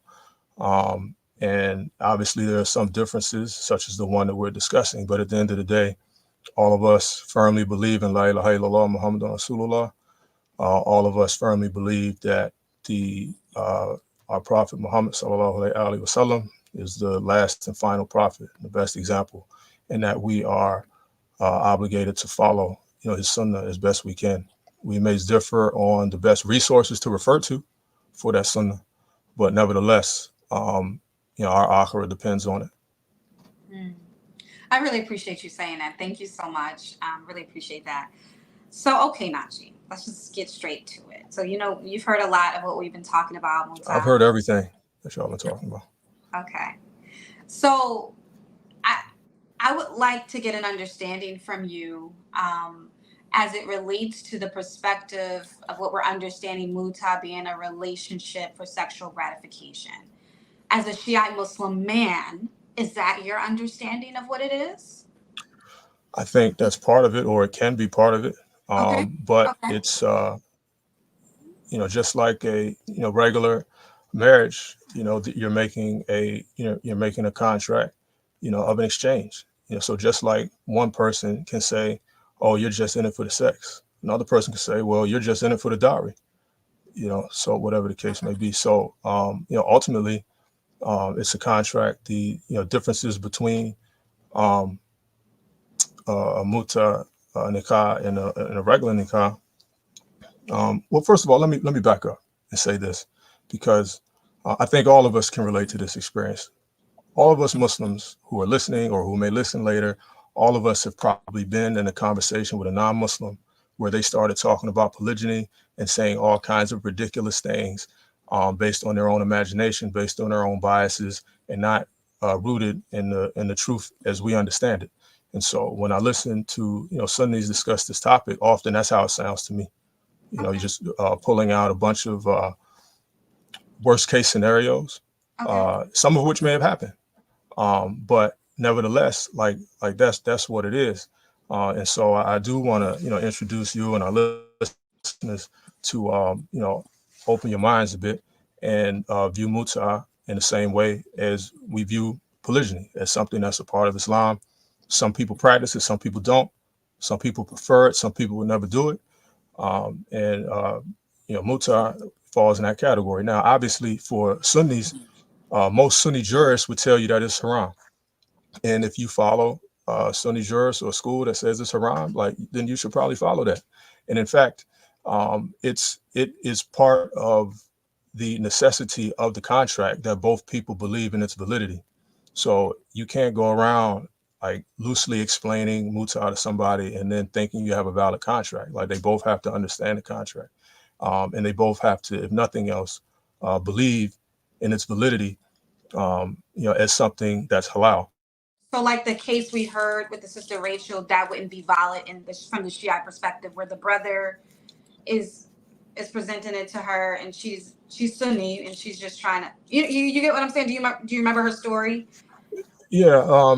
I think she explained. She kind of went along with it. Now, I mean, whether or not she believed in its validity, I can't say. I don't think she spoke to that. I mean, she did say she was kind of uncomfortable with it, which is to be expected, because first of all, if you're hearing that the opinions that is haram, or it's just something that's kind of this foreign concept to you, naturally you're going to be a little uneasy with it. Sorry, brother, just to clarify, the point you mentioned about you have to believe in the validity of it from a Shia perspective, is that you have to believe in the validity of mut'ah marriage, or believe in the validity of the contract being for a fixed period?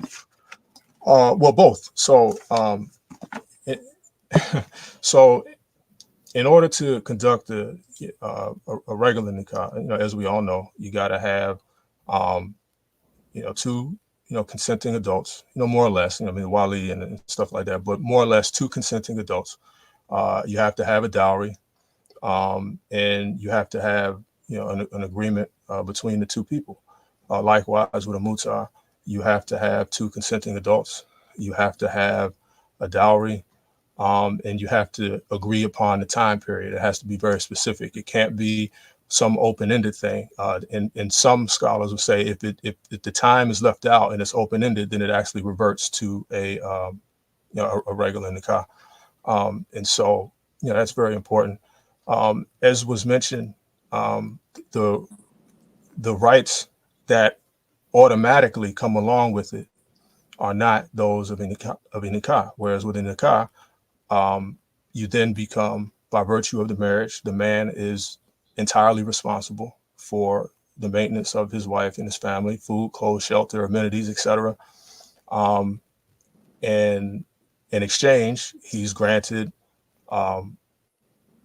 full sexual access, to his wife.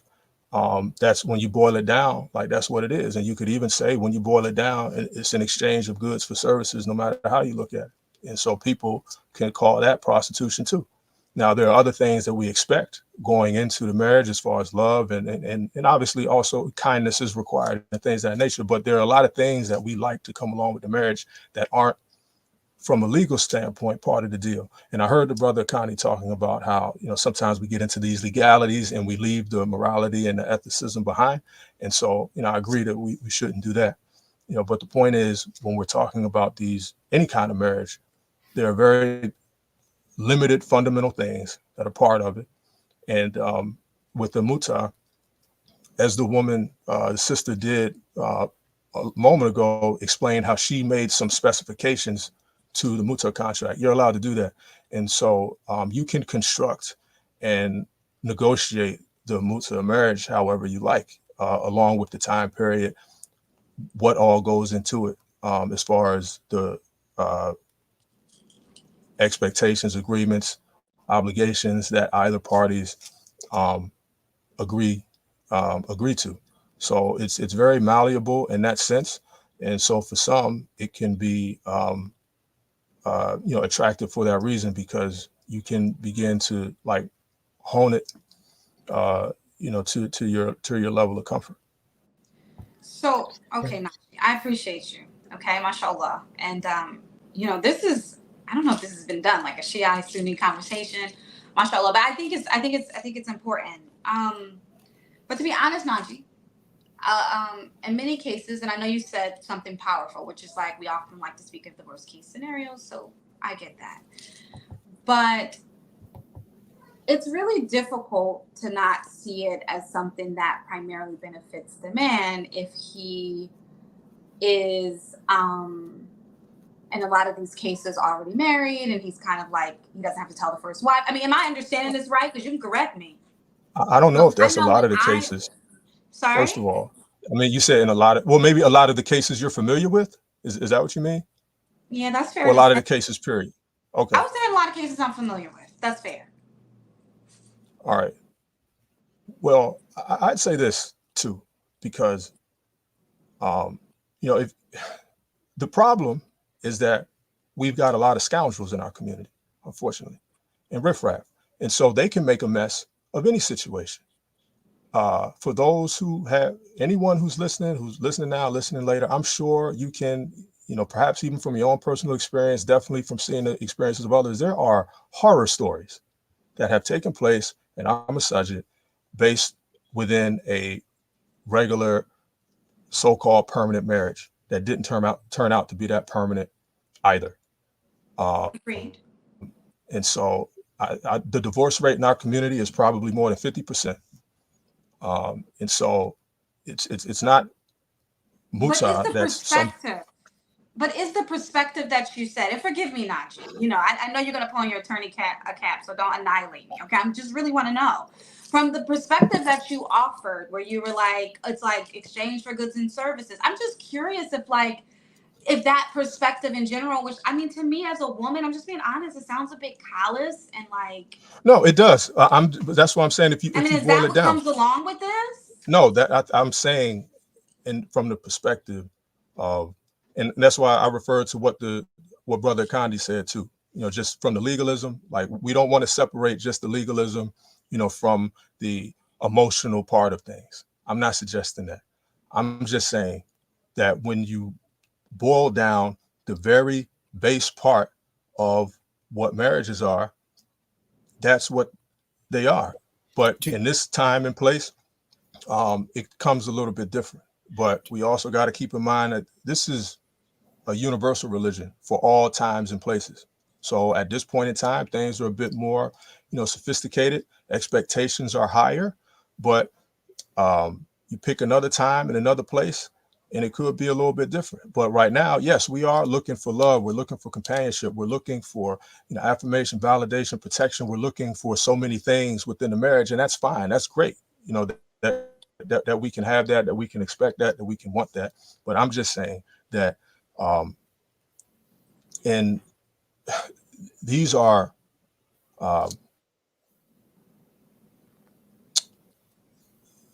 these aren't the things that necessarily make for a valid, you know, contract. And I wanted to say too that well, it sounded like somebody's about to, I can come back to that. It sounded like somebody's about to say something. Habib, did you have something that you were trying to say? Yes, I appreciate what the brother is saying, and again, this is not to make like a mudslinging contest, or because I do appreciate what you said about a number of Sunnis like disparaging mut'ah marriage. I don't think that's fair because we have our various forms. So I'm not speaking about the mut'ah marriage per se. It's our even perceptions of marriage. So like what you were saying, brother, like you're speaking from a legal perspective, and whether it's from a Shia perspective or Sunni perspective, how you describe a marriage in terms of its validity is from a legal perspective. But what I think what Sister Sabria was sharing, what many women are sharing, is that that's not how they view marriage, and especially from the Quranic perspective, that is not how marriage is described. Allah describes marriage as being based on love, mercy, and tranquility. And Allah speaks about the marriage contract as something which is of a solemn covenant, which is a serious thing. So, and again, this is not a Sunni issue. I mean, a Shia issue. This is on both sides that a lot of Muslims, I think, we've interpreted. We just look at marriage purely based on from a legalistic perspective, that like you said, exchange of services for monetary value. Again, from a contractual perspective, I agree. But if we're looking at marriage from a Quranic perspective or a higher worldview, I think it's more in line with what Sabri was saying, because you're not just going to look at as I'm giving you financial maintenance, I'm giving you dowry in exchange for sexual services. And I think that's one of the problems in the Muslim community, the way we view marriage. I'm not talking about Shia, I'm talking about in the Sunni as well, because we have these same issues within the Sunni community with temporary marriages that brothers will look at. Because I'm providing for you financially, I've got complete sexual access to you whenever I like. I don't need to get your consent, which is problematic.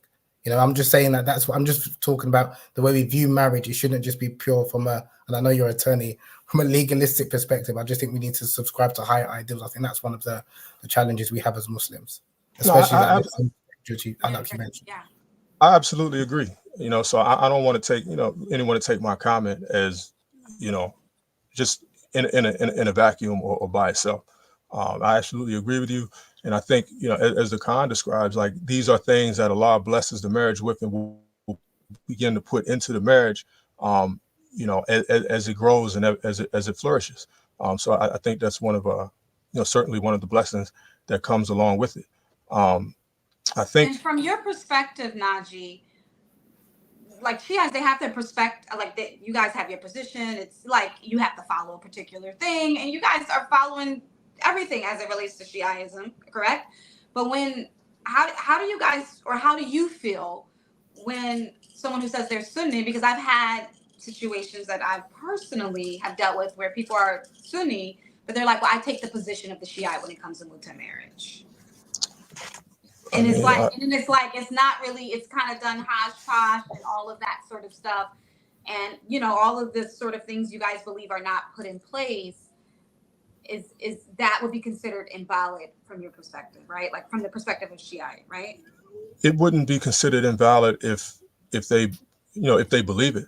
I mean, if their intention is ill, or they have ill intent, and they're just trying to run a scam, then yeah. But I mean, if they really believe it, then I don't think that would be problematic. I mean, I think Sunnis within their own schools, all schools don't agree on particular fiqh issues. All schools are like, so you got different madahib, you got different creeds that people adhere to. There's Asharis or Mutaridis and different things like that. So there is a plenty of differences within the Sunni school, and people may take from here or take from there. For a Shia, we're not allowed to do that. Just to take things from wherever we want. We're not allowed to fatwa shop. We're supposed to follow a particular marja and follow their rulings, on all issues, unless they, declare otherwise, and that there may be some issues where they say, well, maybe I'm not 100% on this, so you can follow someone else on that. But for the most part, we got to stick to one person, for our rulings. I wanted to say too, because a lot of the examples that have been given, like I said, I wanted to throw some other potential scenarios out there. What if you have someone who is a man, and within a regular marriage, you're responsible for the maintenance and upkeep of your wife, right? So let's say you have a man who is disabled in some kind of way. Maybe he was born that way. Maybe he was a hardworking man and he got injured on the job, and now he can't work, and all he can do is collect a Social Security check. That's not enough to take care of a wife and child. So what's he supposed to do now? You have examples. I think some people discussed examples of I don't understand that example, Naji. I don't understand that example. You say, what is he supposed to do now? I'm saying that if in terms of, he literally can't afford a wife. Okay. And if you're in a nikah marriage, if you're in a regular, what people would understand as a regular nikah marriage, you're obligated to take care of her. Now, whether she allows that, forgoes that, I mean, she can, and it's a charity to him and to her family, but that obligation can't be written out of the contract. She can just forego it within the contract, But I'm talking about, so you have instances where, like I described, or perhaps others where a man can't afford to do that. You may have other instances where a woman, perhaps she doesn't want everything that comes along, with being a wife full time. You hear this sometimes with women who say, I'd rather be in polygyny because I don't want to, I don't want to have to deal with him all the time. So you can have situations where a woman would rather have a marriage in a form that's not as demanding. Again, going back to the universal aspect of it, like, this isn't a problem in our community, but in some communities, some cultures, women who are divorced or widowed are a lot less desirable than women who have never been married before, and so they can find themselves in a spot too. So there's a lot of examples outside of just somebody, as the sister put it, prowling around, looking for more women to get his hands on. And what something she said wasn't true. I put that in the chat, that it's not true that you can have as many mutahs as you want. Mutahs default to all of the other rulings that are common to marriages. So you can't have more than 4. In a lifetime, or I mean, at a given time. No, I think she meant time. she meant you can have as many, so you can contract one man for 6 months, another one for 1 month, so you can have 50 if you want. Yeah, well, right? I mean, you can do regular marriage like that too, if you're running around divorcing people and causing a mess.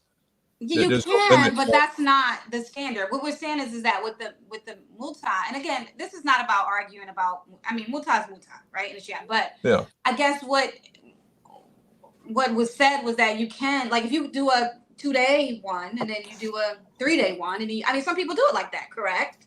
Am I understanding it right? You could.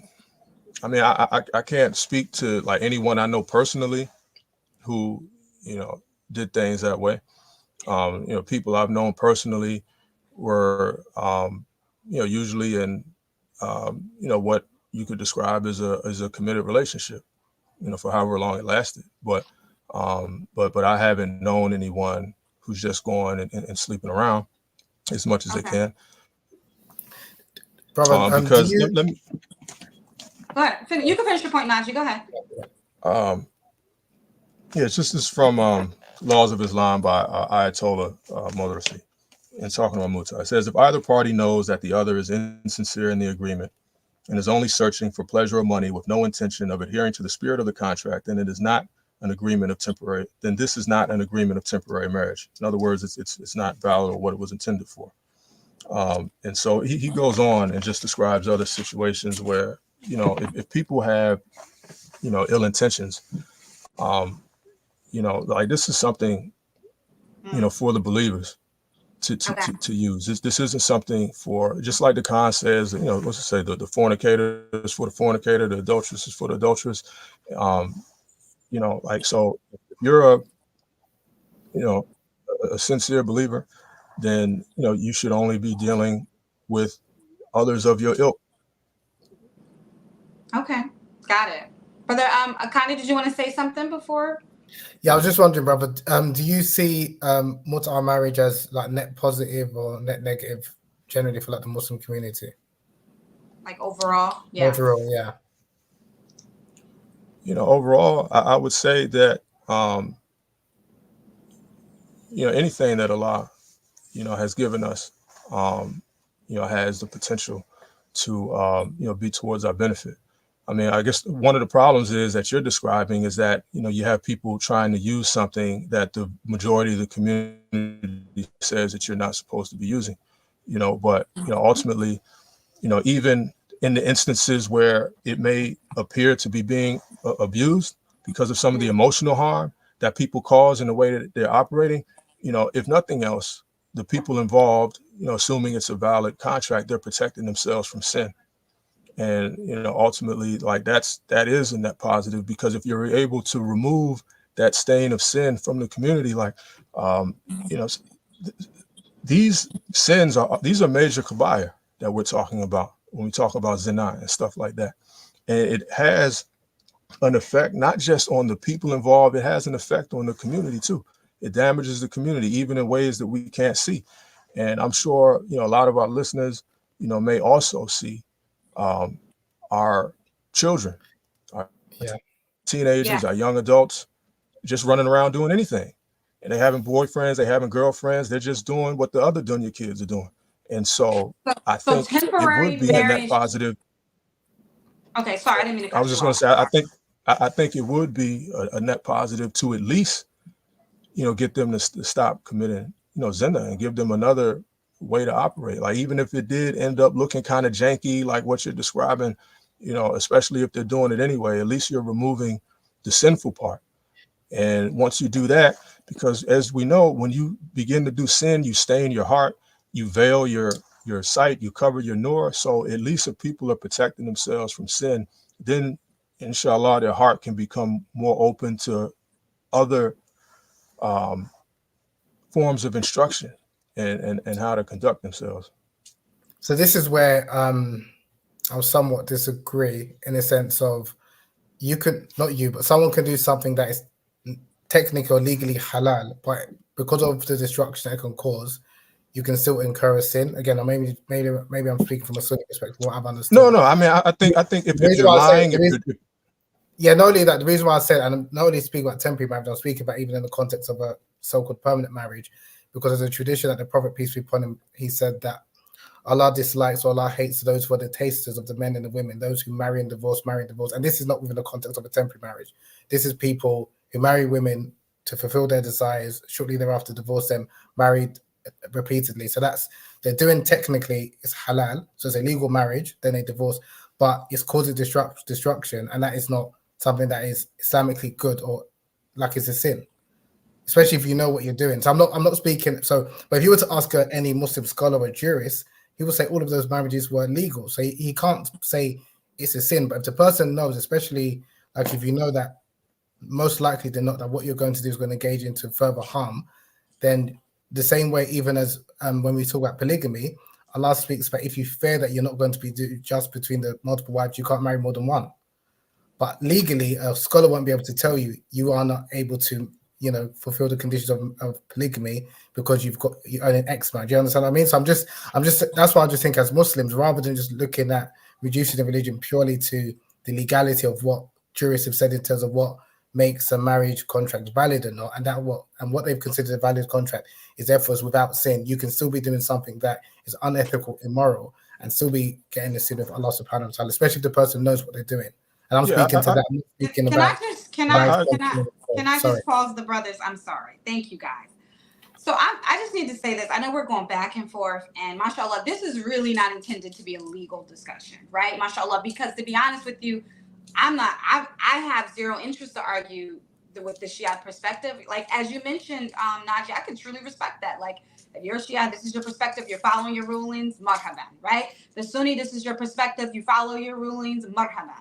But the issue I have that I'm just going to say as a woman, and again, I'm not speaking to all the great situations. I'm speaking to what I'm seeing in our community as the janky situations that we're trying to call mutah, temporary marriage, misyar, whatever we're doing. Because the issue that I have here is that there's a lot that's going on with our community. I'm talking about culturally now within our community, with all the complexities that we have as it relates to how we view relationships and such. We'll take these sort of things and then we'll come and say, well, we're doing it for this reason, but it'd be janky. And I'm just saying this as a person, as a woman who was I was prepositioned a temporary marriage situation years and years and years ago, right?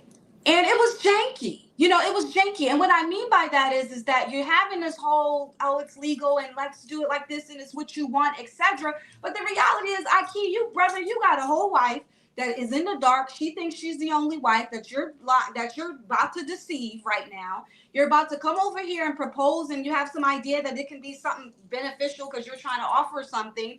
And it's a whole realm of deception, and it's janky and tacky, and it devalues, it devalues the Muslim woman. Now, I'm not talking about whether it's right or wrong. I'm just saying that this is what is happening, and I'm concerned of the sanctity of marriage and the value that we have of our brothers and our sisters. And when it comes to the things like love and security and value, and I know there are different ways to marry. I understand all of that. But the reality is that I just don't want to get too legal, and that's not to pretend that there's not a whole bunch of stuff going on.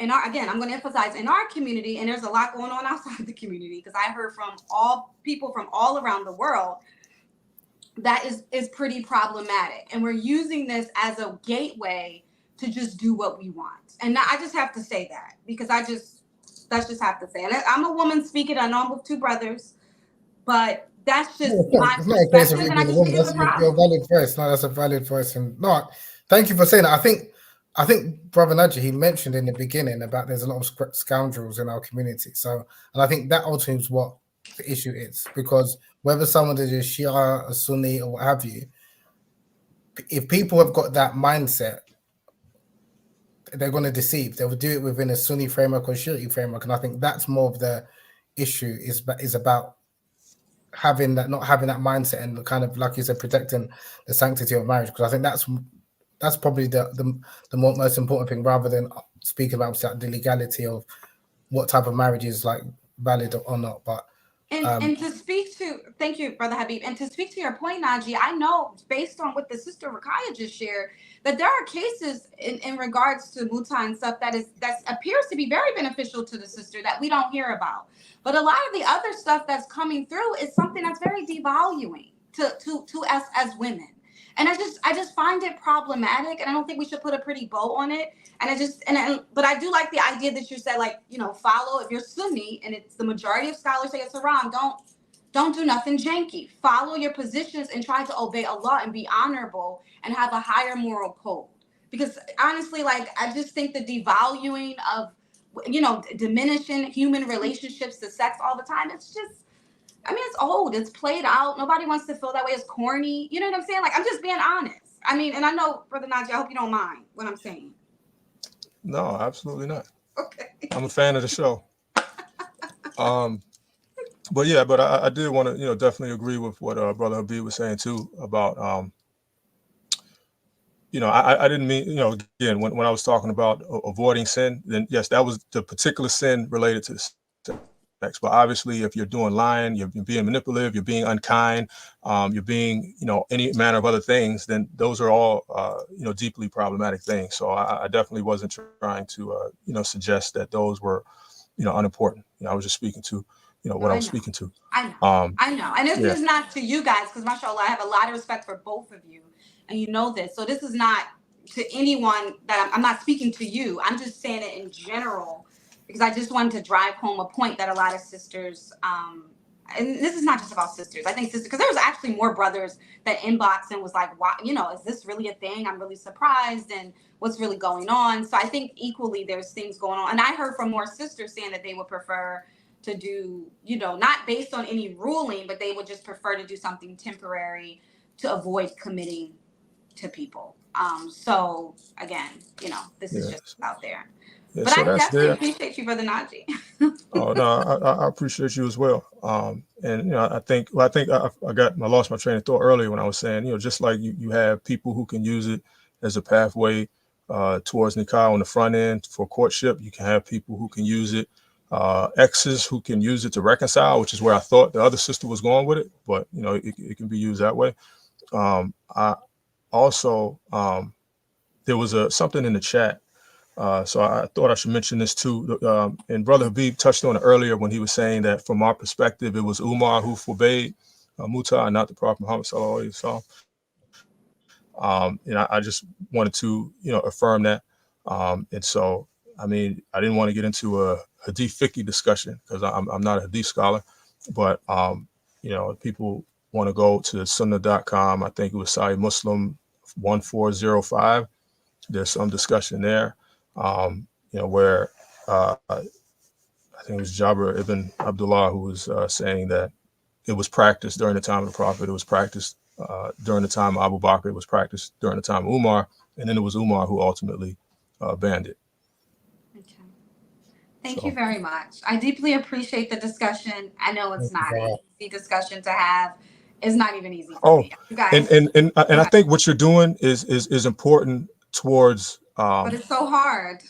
No, of course it is. I've known you for a while working through it, but I think one of the ways to combat some of the jankiness is to have these discussions so that women and Muslims in general are more equipped with the information. Because I think all of the situations you described where women were taken advantage of, it was because all they could do was go by what the brother was telling them, about mutah, about the thing. But if you have a more informed community, they can see it coming. They can know what it is. If they want to consider mutah in a serious way, they know what their rights are with regards to it, and if they want to do it, how to do it in a way that they're fully agreeable to, and not just kind of like going along with. So I think the information piece, and I think in your description you said this was a taboo topic, but making it less taboo and just making it people more aware so that they don't get conned or taken advantage of. Absolutely. Naji, there is a question that keeps being asked, and I was reminded about it. So I'm going to ask you. They're asking, what about pregnancy in these mutah marriages? What happens? Are the women forced to do abortions, or? No, abortion is haram. Okay, so what's happening? And the child is legitimate. First of all, it's a legitimate birth. And it's my understanding, that the man will be, responsible, for the child. And it will work similar to, because once the time period ends, like you're divorced. So just like when you're divorced in a regular marriage, there are certain obligations that take place, and you can get into discussion about whether or not the child is supposed to stay with the mom or go with the father, and how long for this or how long for that. But I think generally speaking, it would default to the same standard as a divorce in a regular permanent marriage. Okay, so because the marriage ends, that it's just automatic. That child is just now going in between parents or going with the father, whatever that ruling Yeah, is. the child is then similar to a child of a divorce, in that it was born or conceived in wedlock.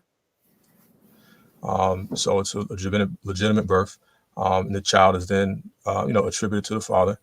And then I think you got to refer to your school with regards to how children are maintained, cared for, who they live with regards to the fiqh on that. But so just look at it as a child who has divorced parents. Okay, well, thank you for that clarity. I appreciate you very much. May Allah bless you. I know it's getting late. Thank you so much, Naji. Thank you, I really brother. appreciate it. Thank you. Assalamu alaikum. Wa alaikum salam wa rahmatullah. Okay, alhamdulillah. Okay, mashallah. I know we've been going really long, but we're Loved his insight. Say that again? No, I loved his, and I appreciate his insight. And I think he's, especially as Sunnis, what he said about sometimes, and it's true, like sometimes we just speak about the worst case scenarios, and he's speaking again from his perspective. I think it's important that where we might have some differences, but I'm not comfortable when, especially here on Sunnis will say, just to disparage it without understanding that there is some validity in some schools about kind of respecting. You don't have to agree with it, but just to kind of disparage it and say it's prostitution. I just think we have to be very careful with some of the language, and I did respect some of his arguments, but I just think, like what you were saying, it's about protecting the sanctity of marriage, and that's why marriage is very different to zina, because zina is generally obviously without responsibility. But if we're reducing marriage to be purely just an exchange of a dowry for short-term pleasure, then what does that mean in terms of what we teach in people in terms of what does marriage mean? And I think in order to protect that, that's why these types of de facto temporary marriages does need to kind of be explained in somewhat kind of, it goes against the ethics of the Quran. And if we're looking at things holistically, you don't need to go to a scholar for that. I think generally, because people know inherently. But I think when you try to find, again, something to kind of suit, you can find anything and everything. That's the problem, I think. Yeah, really interesting. My mind is blown, mashallah. I learned a lot today, and I'm really humbled by it. I guess I'm left with this idea of like, and I wanted to just touch on it, in terms of just the regular nikah. I mean, this is kind of like this understanding where like the regular nikah is like this big time burden, and maybe people don't want to do all of that. I guess I'm just trying to understand how to level out that thought, right? Like when it comes to us, when it comes to the nikah contract, mashallah, Allah made marriage really easy, and He also made divorce easy. But like that perspective that some say, well, I just want the temporary because I don't want to do all that. And again, is it that they want a temporary marriage, or they just want to have a marriage with not much responsibility to see how things go? Right. So is that really a temporary marriage then? Because I would argue that it's not. I would argue that it's like there's some brothers who are like, I want to get married, I want to do the nikah in the masjid, but I don't want to register the marriage because if she divorces me, she's going to take half my money. That's a fair amongst a lot of brothers. So it's not that they don't want to get married, it's just that they're worried about potentially if it goes wrong, then like the assets, they're not protected. In the same way, there's sisters who are thinking, okay, I like this brother, I want to get to know him, I want to see if we can develop an emotional connection or if he's the one. But I want to legitimize it in the eyes of Allah. And if it works, then we continue. If it doesn't, then we go our separate ways. So I wouldn't necessarily call that a temporary marriage itself. It's just that they want to see how it's like dating under Islamic guise until we take it until we're exclusive, shall we say, until we I don't know the next stage. But I wouldn't necessarily call that specific temporary marriage, because generally how the temporary marriage was ruled was where people are going to a different part of land, like traveling, and then they work without their wives. It's like, okay, I'm only going to be here for like 6 months, 3 months, and I'm never going to see this woman again. That's from what you're saying, a lot of the women that are seeking this type of temporary marriage arrangement, that's not like what they're describing. Similar to the first sister who spoke. Yeah. That arrangement with her ex-husband, that's not a stranger. That's someone who she's familiar with, but she's been without a partner for 3 years. Now, again, rightly so, I've got needs. Let me see if we can fulfill my needs. And then, so again, I just think that I wouldn't call those type of arrangements temporary marriages per se. Yeah, it's really interesting. Another point that was brought up earlier that I think is an important point, because a lot of the cases I've heard of, and I am definitely speaking of Sunnis who are doing different things, and I don't want to call it mut'ah, that's not what it is, right? So they're just doing different things. A lot of it is because maybe someone doesn't want to do polygyny like the right way, the way that you're supposed to do it if you want to engage in that practice, but they're trying to find, a way where they can do it in secret. And I don't want to open up the whole door for secret marriages, because I think that's a whole nother podcast, Habib, that I would love for you to come back one day about. But this idea of that, where I think we hear about it a lot, and you mentioned it, the deception, a lot of times it's involving, I have a wife, but I'm trying to do this really quickly. Is it because people are avoiding of polygyny, or people just like it? When you say they're avoiding polygyny, so a man's got a wife that's known, but then he's got another wife that's not known, and he wants to keep it like that. Is that what you're referring to? That's what I'm referring to. Yeah, that's still polygyny, but it's just not ethical. But some people are trying to do that as temporary, like not just I have a secret wife, but I have it for, we just together. Are you speaking about in a situation like there was something that went viral on social media recently in the UK? I don't know if it reached your shores. And this does happen, where a brother will say that he wants to marry a single mother or divorced woman who's got her own, house, so then he can fulfill his desires until he finds like a virgin wife, or the woman that he wants to be with. I did hear that. Is that what you're referring to? Things like that? No. Or the dower marriages, they call them. Some people got a dower marriage. So find a Christian woman, or a Jewish woman, have a relationship. I saw that, but I don't know if that's really prevalent here. What I have heard over and over again is the idea of like, I have my public monogamous relationship. My wife ain't going for the polygyny thing at all. I want to do this, so I'm going to go and try to extract some idea about mut'ah or temporary marriage to fulfill this in secret, because this person's relinquishing their rights. I don't got to rotate days. Do you get what I'm saying? Yeah. So that'll be it's still polygyny, but what they will do to the subsequent marriage, it's maybe misyar, where she will forego some of her rights. I think, that's quite common. Yeah, and there's various reasons why brothers do it. Some is because they're worried that they might not be able to see their kids if the first wife finds out, because she's not happy she doesn't want him to have a second wife. Some it's like the shame, the embarrassment. Other times it's because he's greedy and he just wants to fulfill his desires. And a lot of it, I mean, however you want to call it, is clearly unethical and immoral. I don't think we should Islamicize it. Right. And that's a problem. I think when people are trying to put an Islamic label on it, but it's clearly unethical because it's involving deception. And again, whatever legal school you're going to follow, whatever fiqh book you're going to read, you will find people that might justify and say it's permissible. But one thing I think universal is clear is that you're not allowed to lie. The Prophet, peace be upon him, said that a believer may be a miser, may be a coward, may commit zina, may steal. But one thing a believer won't do is lie. So if you've got someone who's a habitual liar, who's engaging in his practices, whether he's educated or not, that's a problem. And I think that's a bigger problem to deal with, as opposed to like finding out, is this allowed? Does Islam allow this? And what scholar? Because if people are ethical and upright, they won't do it habitually. If they do it, they feel remorse and they'll kind of need to be like, okay, I can't do this. Yeah. And I think that's just a problem, that people just have this idea that, and again, I think it's because, and even I'll be honest, from my experience studying abroad, the perception you get of marriage is very legalistic, because the way it is, when you study these books of fiqh and the way it talks about marriage is purely like, again, but they're speaking as lawyers. So when you're speaking as a lawyer, when you're like trained as a lawyer, you're looking at, and this is generally to deal with disputes, and that's why they have these, what makes a contract valid, X, Y, Z. But people take this understanding and they try and apply it to, this is what marriage is in Islam, and that's not the correct way. The same way, if you're reading some of these classic books of fiqh and think, okay, this I'm going to approach a woman. This is what, it doesn't work like that.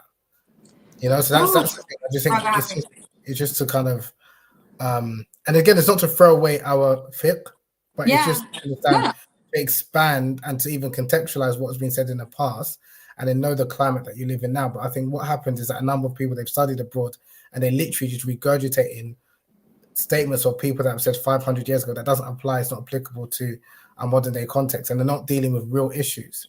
But if you're looking at things from a value-based perspective, ethical-based perspective, you cannot lie, you cannot cheat, you can't deceive someone.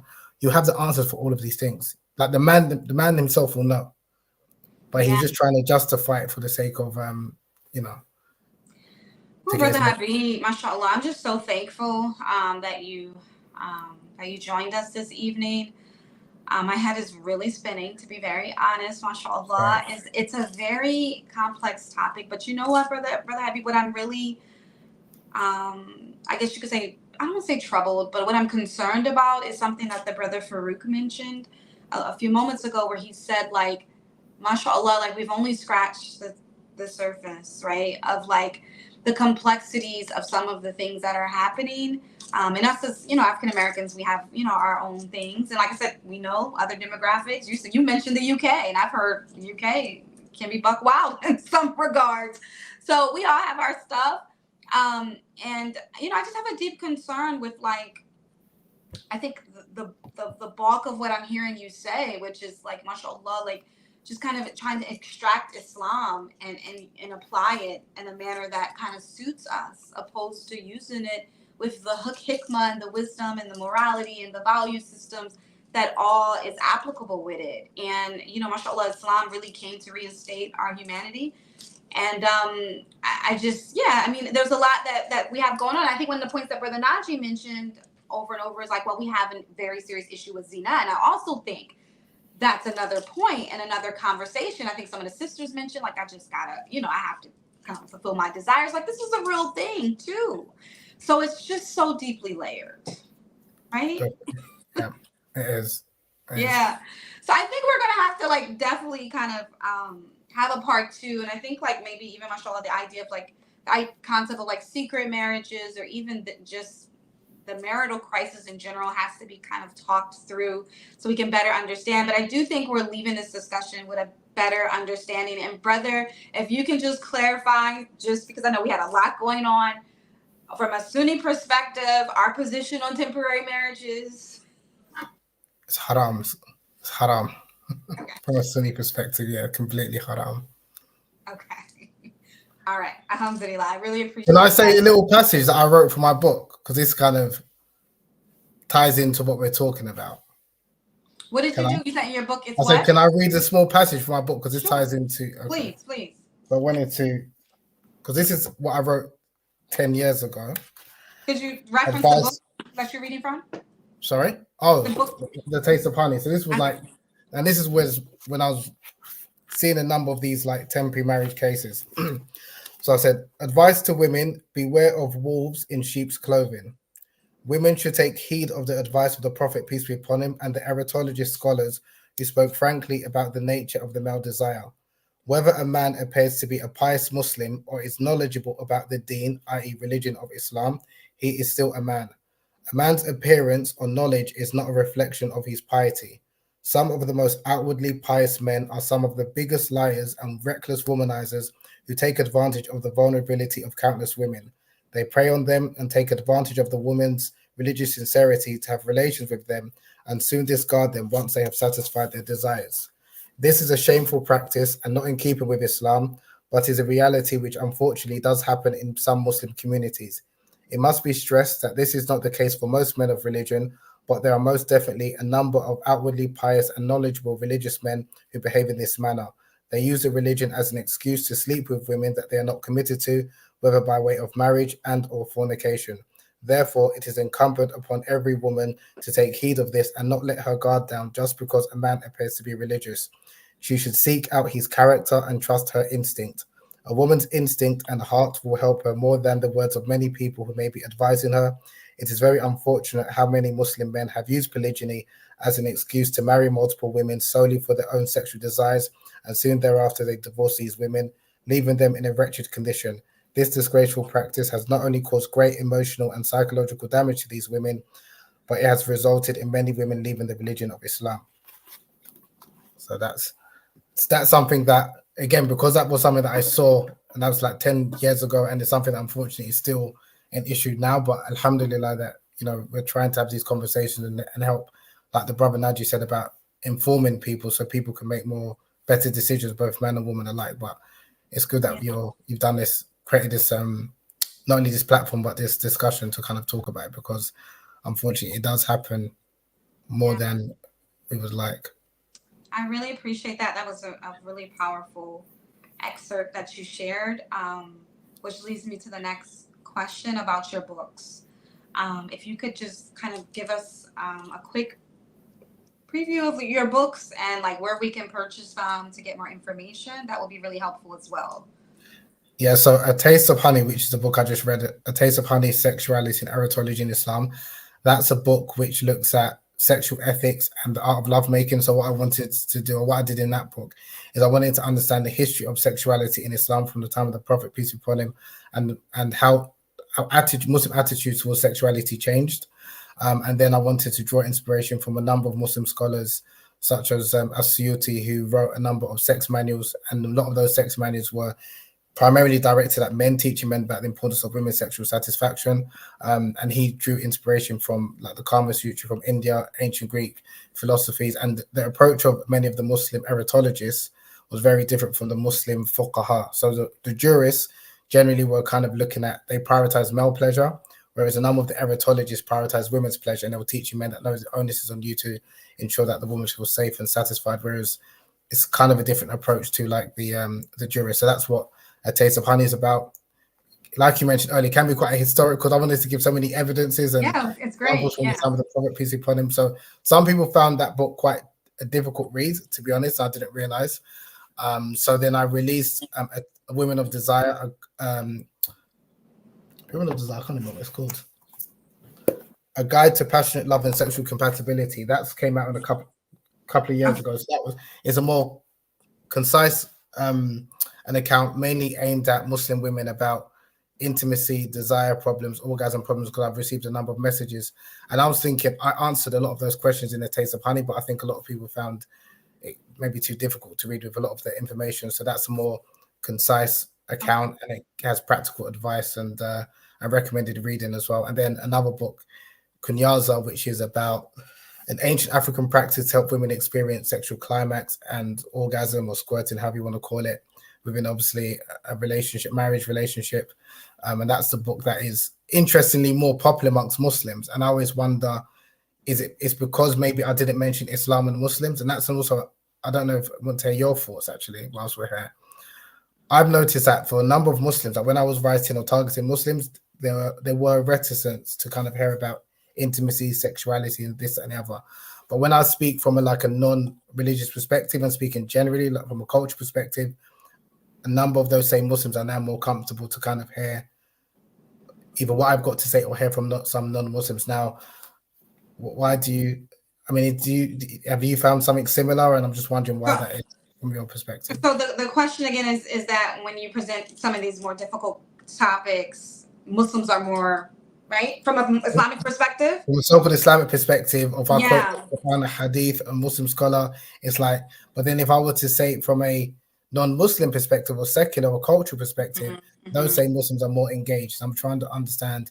Yeah, I mean, that happens. I mean, I experienced that a lot with the adult Muslim woman, whereas, and alhamdulillah, like it's gotten a lot better, but I know at the beginning, people are really nitpicking, oh, what opinion do you follow? What scholar? What, like as if like, and it was always like this idea of like, let me invalidate, because you don't know truly Islam. And, but when you kind of take that off the table, and like I said, the study I've done and human behavior and such like that, people are a lot more receptive.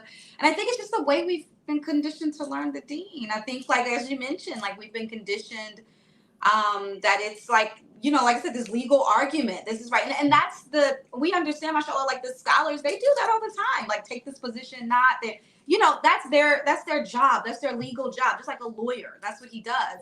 But unfortunately, like layman Muslims who haven't really studied, we think that that's what we're supposed to be doing all the time. And I think it's harmed us because a lot of times we reject information that's really beneficial. Like we know historically Muslims were the mathematicians and they were the inventors and there were all types of people that had a variety of skills to build Islamic civilization. So it wasn't just the jurists, right? Like you mentioned earlier. So I do think it's just a problem. And I think it's more because we lack knowledge that we behave that way.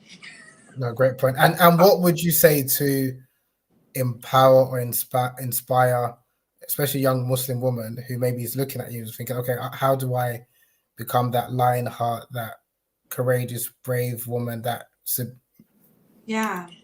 Because that's something that, what would you say to a young woman, maybe she's 20 years of age, or a young girl who's like 15?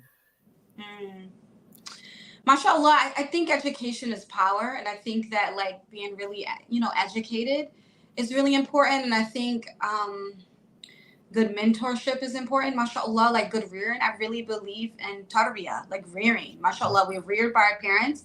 Alhamdulillah, some of us are blessed with really great parents. Some of us are really great teachers, and some of us just have really great mentors. Like I am under the tarbiyah of the elders in any community that I'm in.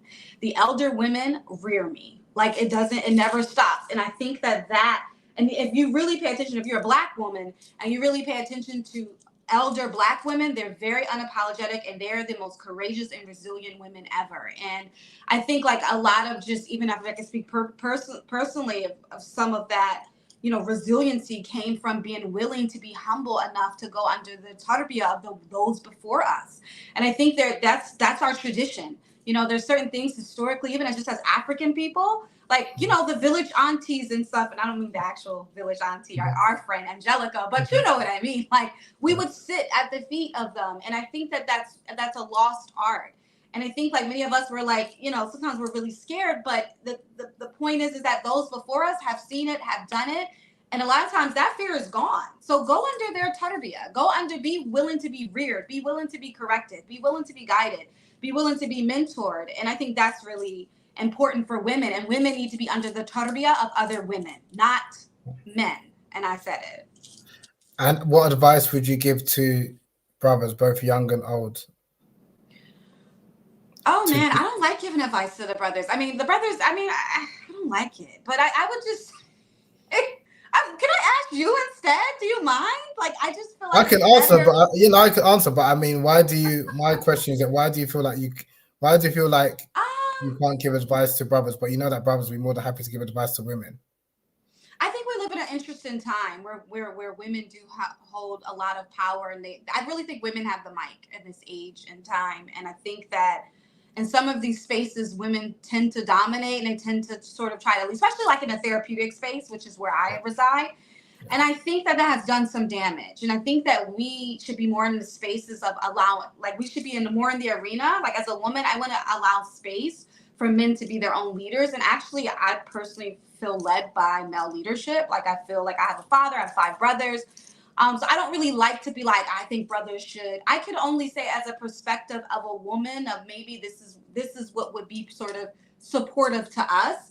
But I think you guys are the leaders, and I think that men should lead other men, and the advice should be, that's just how I feel. So I may have a lot of opinions about y'all, but it's totally jacked up and biased based on all my hurt and pain. I still don't think you should devalue or belittle your opinion and your voice. And it's not to relegate yourself to be just because I'm a woman or as a woman. No, if you've got a valid perspective, it doesn't matter whether you're a man or woman, black or white, what have you. So I just think that even as Black people, that it's not because I'm Black and I can only speak about race. That's not the case. Or because I'm a woman, I can only speak about woman issues. No, that's not the case. If you're seeing something and you can talk about it and you can address it, you should feel shy or ashamed to kind of vocalize that. I just think sometimes I'm speaking about Black people in general, irrespective of where we are in the world, and Muslims, sometimes we have somewhat of an inferiority complex. I'm just trying to understand where does that come from. Yeah. Because again, if you look at and when I mean a history, I'm talking about the first generation in particular, you had dynamic voices on both sides, both men and women alike, Black and otherwise. Yeah. So I just think that, just to not always kind of feel like, okay, I'm a woman, so I can only speak about this issue, or you brothers, you leading. No, if you're qualified to speak about something, then by all means speak.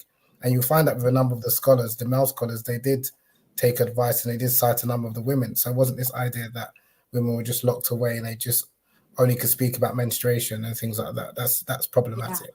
No, I totally agree with you. I love how this podcast is totally flipped around. But like no, but I do absolutely agree with you. And I think that there's space for that. But like giving direct advice, I've kind of like I mean, like general. No, I think okay. One of the things I've seen, I don't know if you've seen, this obsession with like fitna and trying to avoid fitna, because that's what has silenced, I think, a number of women because of this exaggerated, and because of that, that's why women are silenced. And if you read where that comes from, understand where that comes from, yes, the concept of fitna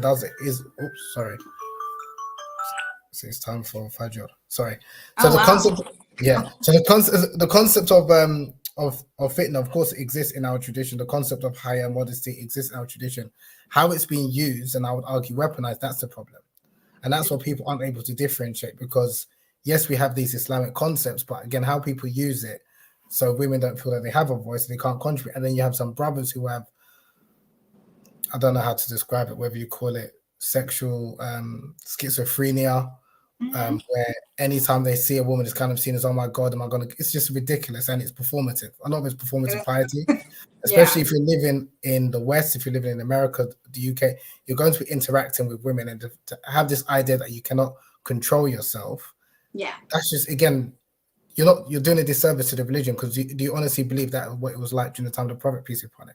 I personally think it's done to sort of control and sanction women. Like you said, it's very performative and it's very over the top, but it's like to control your women. But Brother Habib, I do want to, in the interest of time, I do want to wrap up, especially since it's Fajr, and I know that you're all the way in the UK, and you honored us by speaking to us in the middle of the night. And like I said, I really, truly hope that you come on for like a part 2, because I think like we have only scratched an iota of the surface of the knowledge and the research and the study that you've done in all of these particular topics. But it's just been an honor to have you on this show. Can I ask a quick personal question? Do brothers take issue with some of your positions? Yeah. Okay. I just thought. I mean, I just wondered. I've got, I don't know, maybe because I'm Nigerian, I've got a strong tongue, quite thick skin. So what about the Nigerian community? Do they take well to what you've done, or? I'm actually, no, I think I'm more embraced in the Nigerian community. I'm actually have an event in Nigeria in 2 months. No, it's October, a couple of months. But I think Nigerians are a bit more forthcoming. I think the people that have an issue is maybe their interpretation of Islam. So maybe if they've come from a very ultra conservative perspective, and I do understand it, but I just don't agree with it, then they have more issues in terms of maybe my style, my delivery, some of the things that maybe I post. But again, my work isn't for everyone, and my intention was never for it to be for everyone. So, but if someone has an issue with something that I'm saying is factually incorrect, then I'll listen. I'll be worried about that. If they are upset with my delivery or some of my conclusions, then I couldn't care less, because it's not for everyone. So you can't try and please everyone. That's just what I see it. So. SubhanAllah. I think someone said, yeah, your clap back is real, mashallah. So someone that follows your Instagram. Mashallah. Okay, tabarakallah. Jazakallah khairan, Brother Habib. I really do appreciate you once again. Thank you so much. I want you guys, mashallah, right now, or make the intention today to go and purchase his books. What's the fastest way to get it? Is it Amazon or somewhere else? What would you prefer? Amazon or Mecca Books. If you're in the UK, Mecca Books, actually, now they actually distribute the Mecca Books in meccabooks.com. meccabooks.com, or they can do Amazon too? Or Amazon, yeah. Or Amazon. Okay, Amazon.